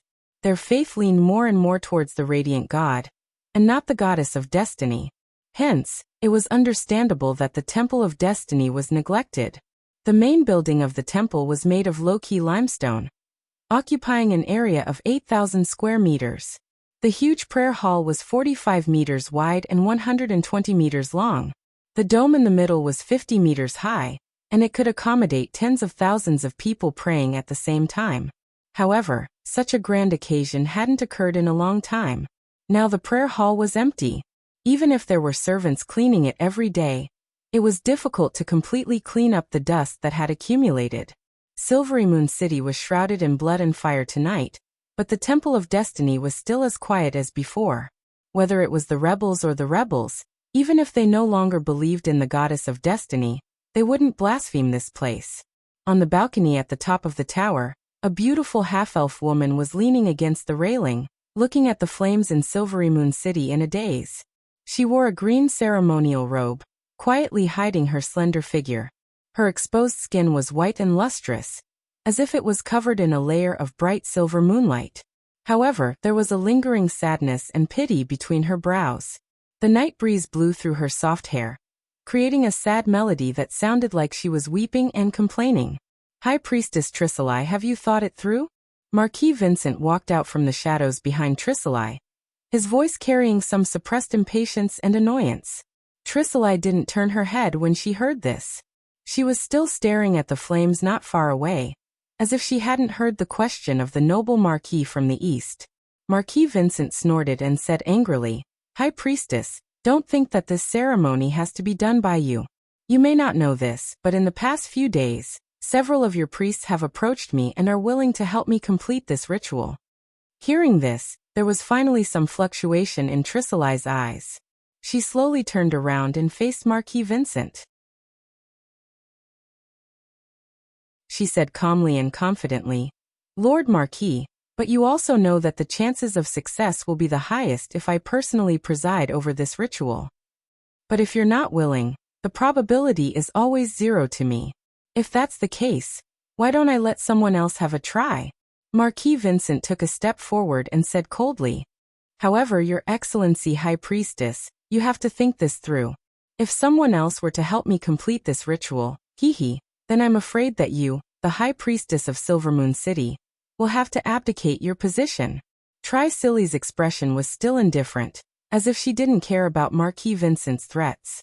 She reached out to tuck her messy hair behind her ears, revealing her swan-like slender neck. Marquis Vincent couldn't help but swallow his saliva, but he didn't act rashly. He remembered that before he left, his father had cautioned him that the only thing he had to be careful of in Silvermoon City was this mysterious high priestess of the goddess of destiny. Lord Marquis, Tricely finally spoke, it's not that I don't want to help you, but I find it hard to believe that you have the ability to fulfill the promises you made. A trace of anger flashed across Marquis Vincent's face. He said in a deep voice, Your Excellency High Priestess, I represent the will of my father, the Duke of the Eastern Region. I won't go back on the promises I made to you. Is that so? Tricely was unmoved. She asked back, Then what about your mother? Will the Archbishop of the Eastern Region of the Radiance Church really agree to let the Temple of Destiny lead the faith of the half-elven kingdom? Of course my mother will agree. I've already asked for her opinion on this matter, Marquis Vincent said with certainty. Seeing that Tricely was still hesitant, Marquis Vincent spoke again. Your Excellency High Priestess, perhaps in your eyes, the faith of more than 1,000,000 half-elves is very precious. But in the eyes of the Radiance Church, it isn't that important. Moreover, this is the promise of the House of Saint Prospero to you. This is also your only chance to save the Temple of Destiny and restore it to its former glory. If you miss this chance, you can only continue to bitterly wait in this place where no one cares about the hope of salvation. So, what are you still hesitating for? Tricely shook her head and said, If the House of Saint Prospero is really sincere, then please give me some more specific conditions. It shouldn't be an empty promise like, let the Temple of Destiny lead the faith of the half-elves or something similar. Marquis Vincent took a deep breath and suppressed the impatience in his heart. He asked in a deep voice, Then, Your Excellency High Priestess, what conditions do you want? Tricely gave a sweet smile. She raised her finger and said, First, the number of priests of the Radiance Church in the half-elven kingdom must be less than 100. Second, 10% of the tax revenue of the half-elven kingdom must be handed over to the Temple of Destiny. Third, the half-elven king or queen must convert to the goddess of destiny. Fourth, hearing Tricely's harsh conditions, Marquis Vincent's expression didn't change. However, he was laughing in his heart. In his opinion, this high priestess of the Temple of Destiny was so naive that it was cute. When Tricely finished speaking, Marquis Vincent didn't even try to bargain. He immediately agreed. All right, I agree on behalf of the House of Saint Prospero. Tricely's amber eyes stared at Marquis Vincent, as if she really believed him. A smile finally appeared on her pretty face. All right then. I'll help you host the bloodline ceremony. However, I hope you understand that even I can't guarantee that the ceremony will succeed. I understand. Marquis Vincent was overjoyed. He nodded and said, however, I must remind you that the conditions you requested will only take effect if the ceremony succeeds. Of course. If the ceremony fails, then the House of Saint Prospero will no longer have the final say in Silvery Moon City. Marquis Vincent snorted when he heard this. He seemed to be unhappy about this. Tricely didn't care about Marquis Vincent's feelings at all. She asked in a crisp voice, all right, where's the Phoenix Soulstone fragment? Marquis Vincent hurriedly took out an exquisite small box from his bosom and slowly opened it. A gorgeous multicolored radiance spread out like flowing water, making everything on the balcony seem like a beautiful dream. Tricely's gaze was fixed on the Phoenix Soulstone fragment. Her expression instantly became very sincere. High Priestess, how about this Phoenix Soulstone fragment that the House of Saint Prospero collected? It should be able to help you complete the ceremony smoothly, right? Marquis Vincent proudly boasted. Tricely ignored Marquis Vincent's question. She walked with profound steps towards the Phoenix Soulstone fragment. She lowered her head and bowed, respectfully performing an ancient ceremony. Then, she gently held it with both hands. When she raised her head again, this beautiful high priestess of the goddess of destiny was already in tears.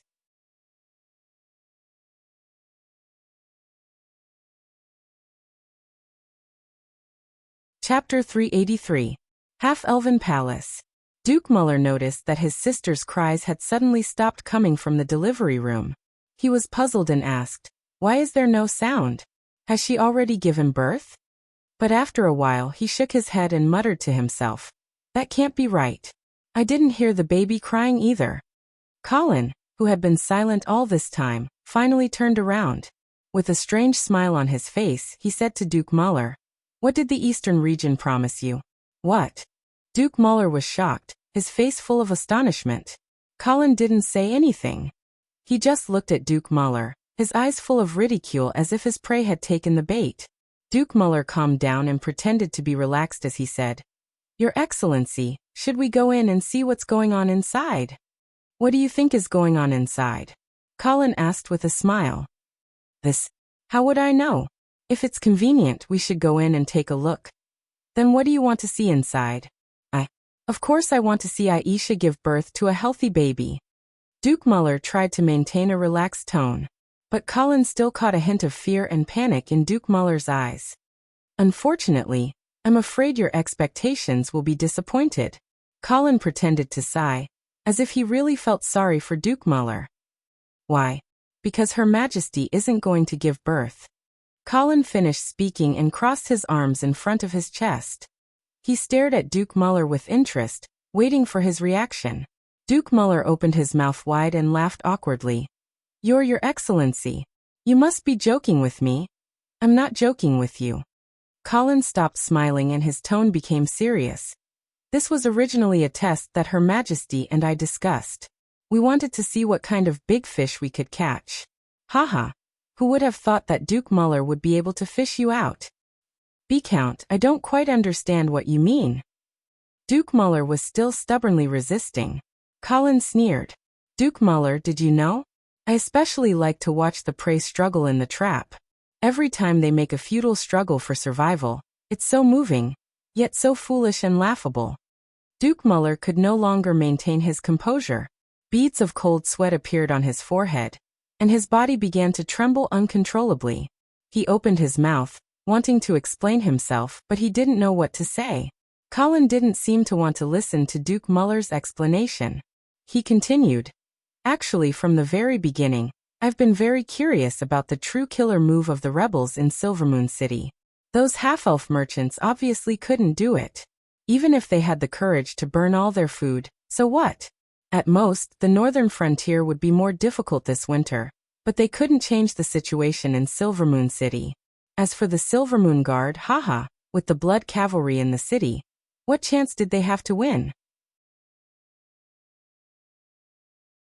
Even if they hid in the alleys and took advantage of the terrain to make the Blood Cavalry lose their biggest advantage, so what? Even if the Blood Cavalry got off their horses, they were still the best of the best. Maybe they couldn't win easily, but if the Silver Moon Guard thought that they could defeat the Blood Cavalry, they were too naive. So, I realized early that the rebels must have a true killer move. Otherwise, they wouldn't have dared to jump out and court death. So what is this killer move? Speaking of this, Colin slowly approached Duke Muller. The latter couldn't bear his sharp eyes and extremely oppressive momentum, and had to lower his head. In order to figure this out, Aisha and I planned this scene together. She pretended to be in labor, and let the rebels believe that she was at her weakest moment. At this time, I could see their trump card clearly, but I didn't expect that the trump card of the rebels was the Miller family. In the face of Colin's blunt accusation, Duke Muller lowered his head and kept silent, as if he had admitted it. Colin didn't care and continued with a smile. But to be honest, I wasn't too surprised about this. Since you could use Aisha as a tool for marriage and forced her to marry an old king who had one foot in the grave, it meant that in your heart, you didn't treat her as a family member. So this time you didn't hesitate to continue sacrificing Aisha. If Aisha gave birth to an accident, then Duke Muller, you should be able to smoothly inherit the half-elf throne, right? You think I'm doing this for the throne? Duke Muller finally raised his head and angrily glared at Colin as he roared in a low voice. Oh, what is it for? Colin asked with great interest. I'm doing this for the half-elf kingdom, Duke Muller said with a strong sense of righteousness. Heh, Colin couldn't help but laugh out loud. In the face of Colin's ridicule, Duke Muller clenched his fists and said firmly, Colin Angeli, why don't you think about it? Why did this rebellion cause such a big commotion? Almost all the half-elf nobles, generals, soldiers, and merchants are rebelling? Because they know that Aisha, that bitch, isn't worthy of being the half-elf king. She's just a puppet you use to control the half-elves. As long as she's on the throne, the interests of the half-elves will never be guaranteed. Is that so? Colin rubbed his chin and lightly asked. Then tell me, how did we infringe on the interests of the half-elves?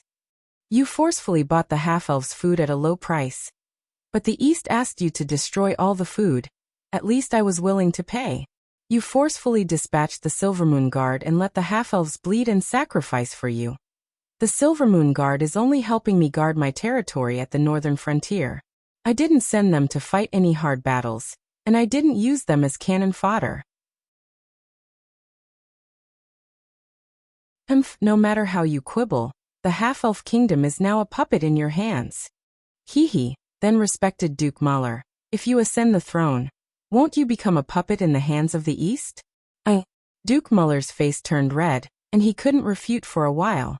Colin coldly smiled and disdainfully said, What do you mean for the half-elf kingdom? That's just an excuse to appease your conscience. Without it, you won't be able to sleep peacefully at night, right? Since it's for the sake of fighting for power, then say it openly. That way I'll think more highly of you. However, as long as you participate in this game of power, then when you lose, other than admitting it openly, any other excuses will only make you a joke. After saying this, Colin turned around and walked into the delivery room. At the same time, 2 armored men silently appeared behind Duke Muller and restrained him. Duke Muller struggled with all his might and at the same time begged Colin for mercy. Sir Count, I admit defeat, You can't kill me, I'm Aisha's brother, her brother. A cold light flashed, and Duke Muller's shouts came to an abrupt end. With a thud, a bloody head rolled to the ground. In the delivery room, Madame Sharon had already fainted, not knowing whether it was because of fear or shame. Seeing Colin walk in, Queen Aisha, who was leaning on the bed, revealed a bright smile. Just as she was about to say something, she suddenly saw the night sky outside the window suddenly light up. Colin also looked out in surprise. The dark night sky turned fiery red in an instant, as if the fire in the city had spread to the sky. But of course, Colin knew that the fire on the ground couldn't reach the sky. Just as he was about to walk out to take a closer look, the phantom of a golden phoenix suddenly rushed out of the heavenly fire. With the power to look down on the world, this phantom of a phoenix passed through the vast night sky before anyone could react. It rapidly circled above the half-elven palace before turning into specks of starlight and gradually dissipating. Colin frowned. Just as he was about to ask, he saw Queen Elsa press on her stomach with a pained expression. Colin, it seems like I'm really going to give birth this time.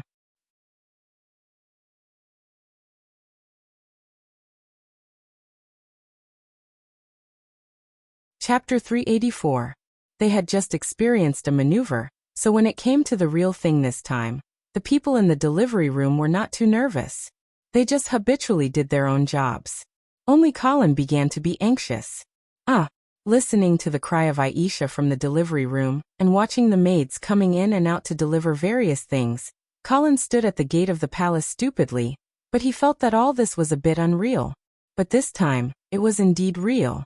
The wonder in the night sky had disappeared, but the shadow of the phoenix was still lingering in Colin's mind, making him faintly uneasy. What a coincidence! The shadow of the phoenix appeared and disappeared in a flash over the palace. And then Aisha was about to give birth. Although the sequence of time did not necessarily mean the connection of cause and effect, Colin found it hard to believe that there was no relationship between the two. Could it be that this was the real killing move of the rebel forces? But Colin found that he could not understand the opponent's move at all. What was the shadow of the phoenix? What impact did it have on Aisha and the child in her belly? Without knowing these, Colin did not know how to deal with it. He could only pray that his worries were superfluous and Aisha could give birth smoothly. However, as time went by, Colin's heart kept sinking. The glimmer of dawn tore through the dark night and sprinkled the first ray of sunshine in the half-elven palace. The battle in the city had not yet stopped, but according to Knight Roger's report, the bloody cavalry was gradually gaining the upper hand, and it was believed that it would not be long before they could completely suppress the rebellion of the Silvermoon Guard. But Colin was not happy, because the child was still not born smoothly, and Aisha's voice was getting weaker and weaker. Finally, Colin could not bear it anymore and strode into the delivery room.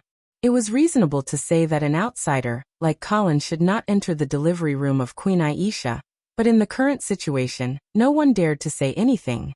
Moreover, everyone was well aware of the true relationship between Colin and Aisha. What's going on?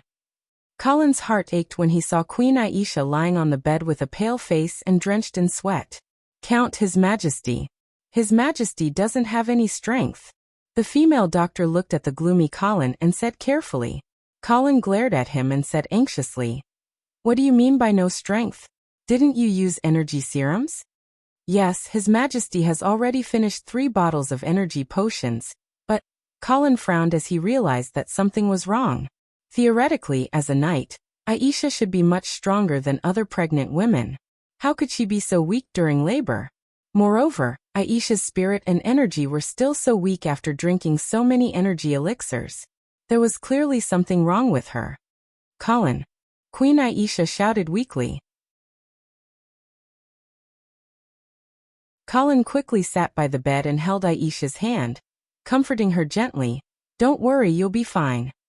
Aisha shook her head slowly and said, "No, I'm afraid I won't be able to give birth to this child." "Don't be silly. Listen to me. I can feel the child's aura is too strong." "What do you mean? Do you remember the phoenix illusion you saw last night?" "Yes, what is that?" "That's the totem of the High Elves."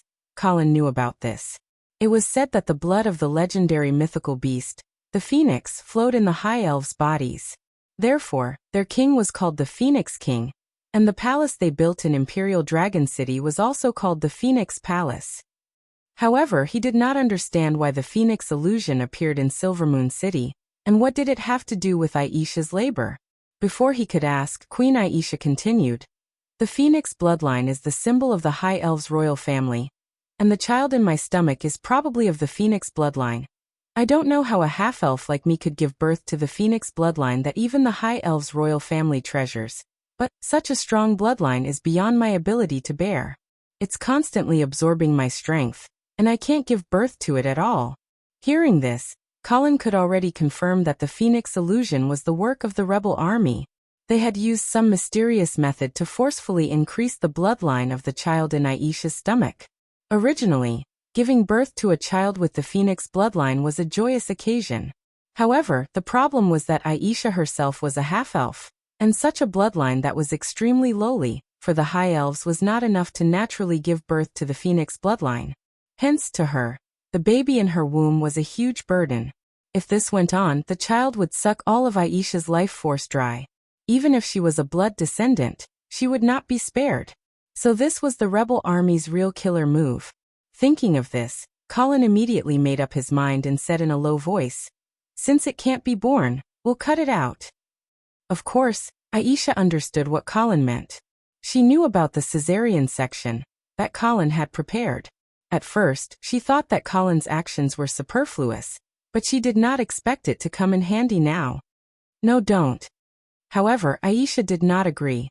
She shook her head and begged, "If we do this, our child will die." "Don't be silly. If you die, will the child live?" "We can wait a little longer. I can feel that his breath is stabilizing. Maybe I can hold on a little longer." "But Aisha, why do we have to take this risk?" Colin gently kissed Aisha's smooth forehead. "As long as you're alive, we can still have another child. But the child we have in the future can't be said to be the old king's posthumous child. His identity." "So what?" Colin said domineeringly. "Even if he's an illegitimate child, I can still help him ascend to the half-elf throne."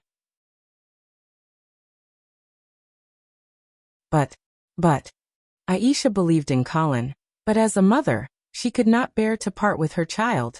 However, Colin knew that he had to harden his heart and make this difficult choice for Aisha. He looked at the tearful Aisha and gritted his teeth. "Don't worry, Aisha. We will definitely take revenge for this." After saying that, he ordered the 3 female doctors who were standing at the end of the bed. "Do it. Cut the child out." Earl. The female doctor was so scared that her whole body trembled. "Hurry up."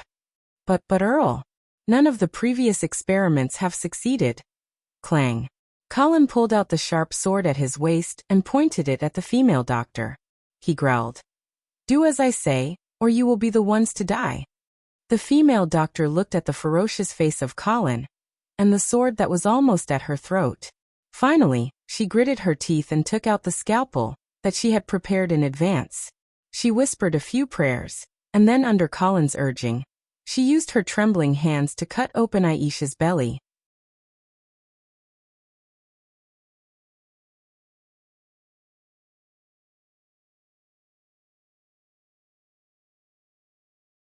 Colin suddenly realized that perhaps the trigger for the embrace was not a profession, but a bloodline. Could it be that the bloodline of the knights was somehow similar to the phoenix bloodline of the high elves? While he was thinking, Colin's blood flowed into the baby girl's body through the fangs. Slowly, wisps of blood-red smoke floated out of their bodies. These wisps of smoke seemed to be alive, condensing into mysterious and profound patterns in the air. In his daze, waves of low and deep voices that sounded like sleep-talking reverberated in Colin's ears. Outside the half-elven palace, the battle was still going on. However, the blood cavalry had already gained the upper hand. They were reducing the space for the Silver Moon Guard to move. At the same time, they were trying to save the burning granary to prevent the fire from spreading. However, at this moment, a slim figure suddenly appeared in front of the palace gate. "Stop." An officer of the blood cavalry rode forward and stopped the woman. Although the half-elf woman in front of him looked weak and posed no threat, the fact that she could pass through the chaotic Silver Moon City and come to the palace alone while facing the murderous blood cavalry showed that this half-elf woman was definitely not simple. "General, I'm the Grand Priestess of the Temple of Fate in the Silver Moon City. I want to see Count Angeli." Tricely took off the thin veil on her face and said in a clear voice. The officer did not know Tricely. Her beautiful face under the thin veil made him lose focus for a second. However, he quickly recovered and said in a cold tone, "Sorry, Grand Priestess." "I'm sorry, Your Excellency High Priest. The Count has ordered that no one is allowed to enter the half-elf palace." Tricely did not give up after hearing the officer's words. She continued, "General, it's about the life of the Queen and her baby. Please make an exception." The officer frowned and hesitated for a second. He said, "Please wait for a second." After saying that, he rode back to the palace. After a while, the gate of the palace opened again. Knight Roger rode his horse to Trisilae and questioned, "You said that the queen and her baby are in danger?" "Yes," Trisilae said with certainty. "If I'm not wrong, the queen should be having a difficult labor now." Knight Roger looked at the Grand Priestess in front of him and nodded. "All right, follow me." Trisilae smiled and jumped onto a warhorse handed to her by a soldier. She followed Knight Loki and galloped into the depths of the palace.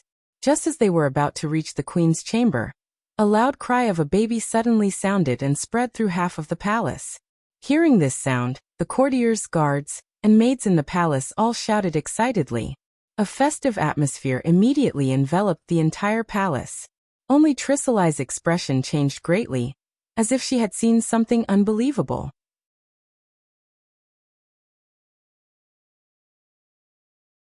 Knight Roger was also immersed in this intense joy, so he didn't notice that something was wrong with Trisilae.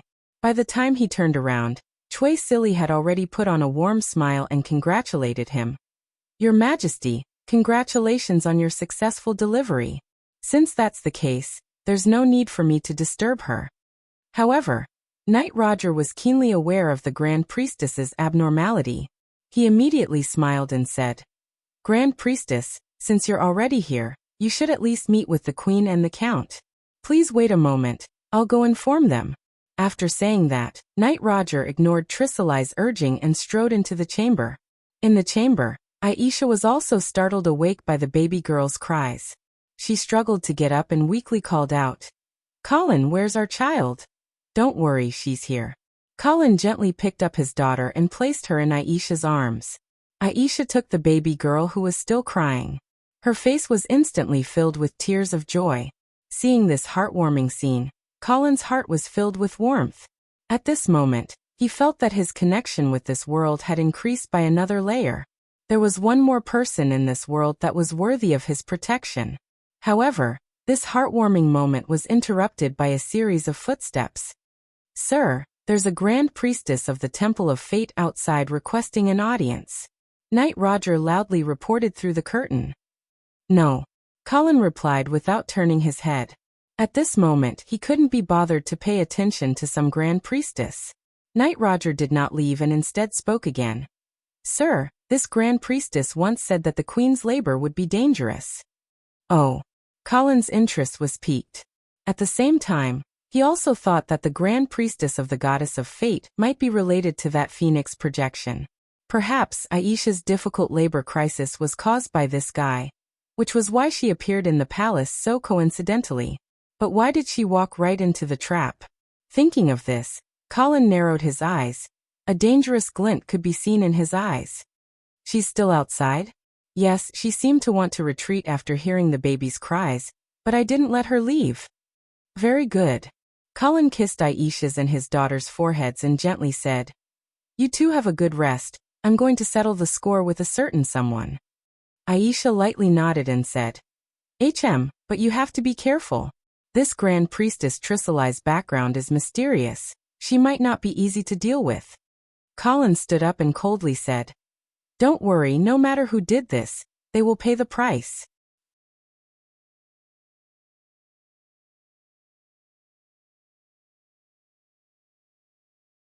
Chapter 386.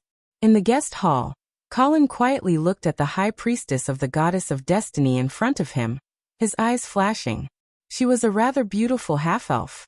She had emerald green hair, amber eyes, and exquisite facial features. She was like a classical sculpture in a palace that had come to life. Her temperament was cold and elegant, but she also revealed a natural and unpretentious charm. However, Colin was not in the mood to admire a beauty at this moment. He sized up Trisilae with an undisguised scrutinizing gaze, and did not respond to her congratulatory words. He asked stiffly, "How did you know that Her Majesty would have a difficult birth?" Faced with Colin's questioning, Trisilae smiled gently and said calmly, "Because the reason for Her Majesty's difficult birth is actually related to me." Colin immediately narrowed his eyes. He did not expect this High Priestess to be so frank. "Oh, how is it related?" "Earl, you should have seen the phantom of the phoenix that appeared in the sky above Silvermoon City last night, right?" "I saw it." "What was that?" That was the projection of the remnant soul of the phoenix in the world. Seeing Colin's confused expression, Tricely continued to explain. Legend has it that before the age of the dragons, phoenixes were the rulers of this world.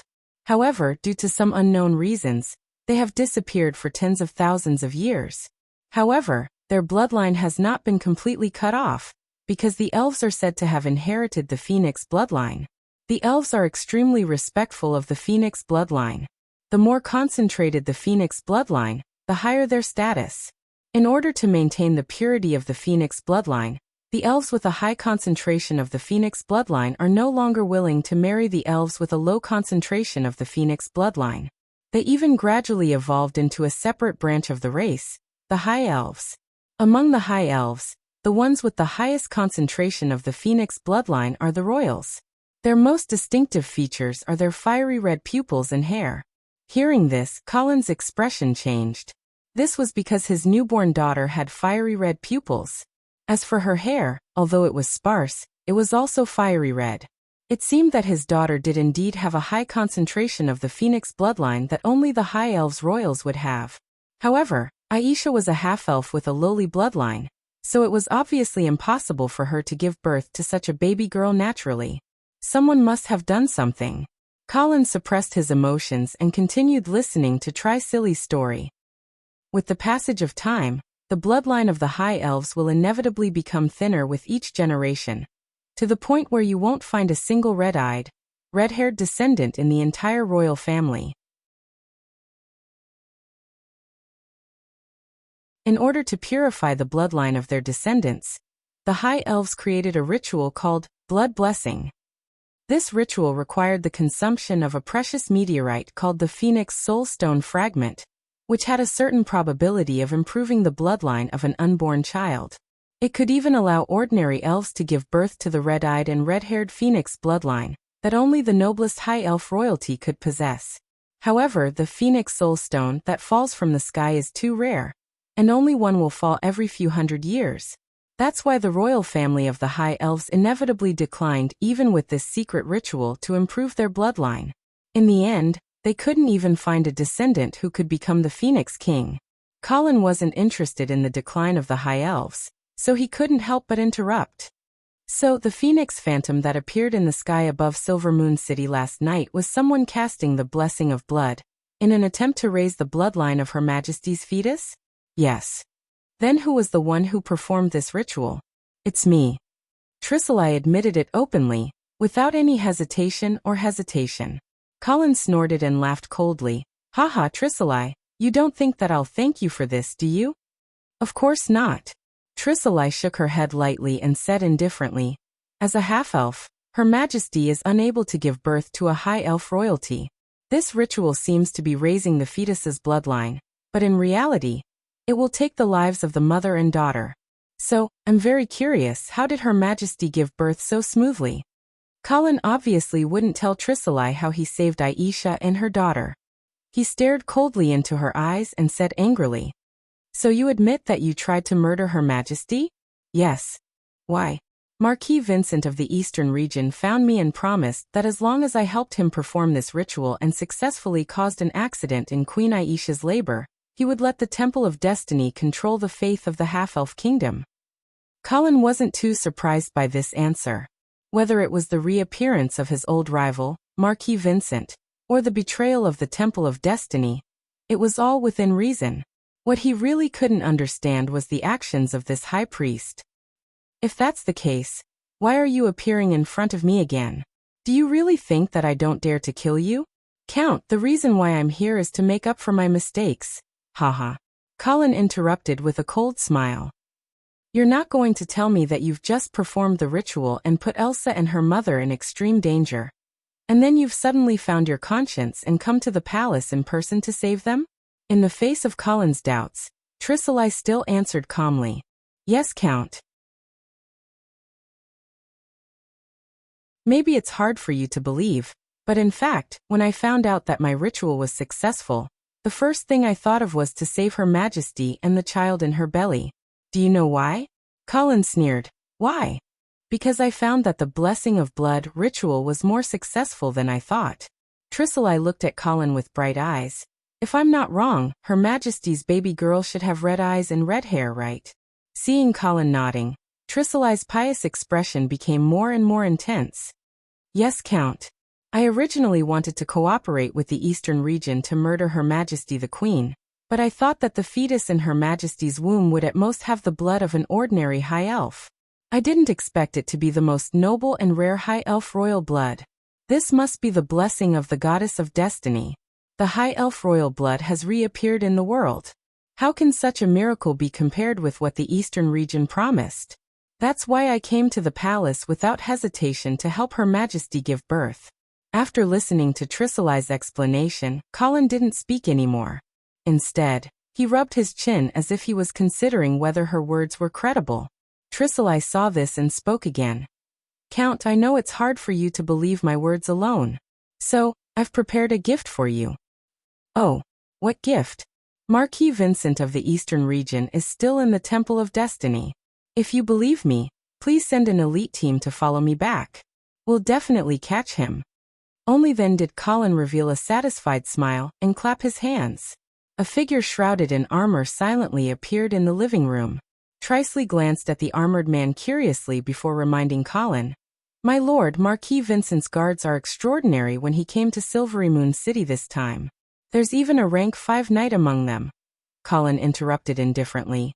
You just take my people to find Vincent. You don't have to worry about what happens next. Seeing the confident look on Colin's face, Tricely was relieved. She immediately bowed, and then turned to leave. The armored man immediately followed her silently. You're tuning in to the Li Mei's Wuxia Whispers YouTube channel. We're so grateful for your support, and don't forget to subscribe to join us on this incredible journey through captivating stories. Your generosity through donations truly makes a world of difference, as it's the primary source of revenue that allows me to expand and enhance this channel for you. Thank you from the bottom of my heart for being a part of this adventure.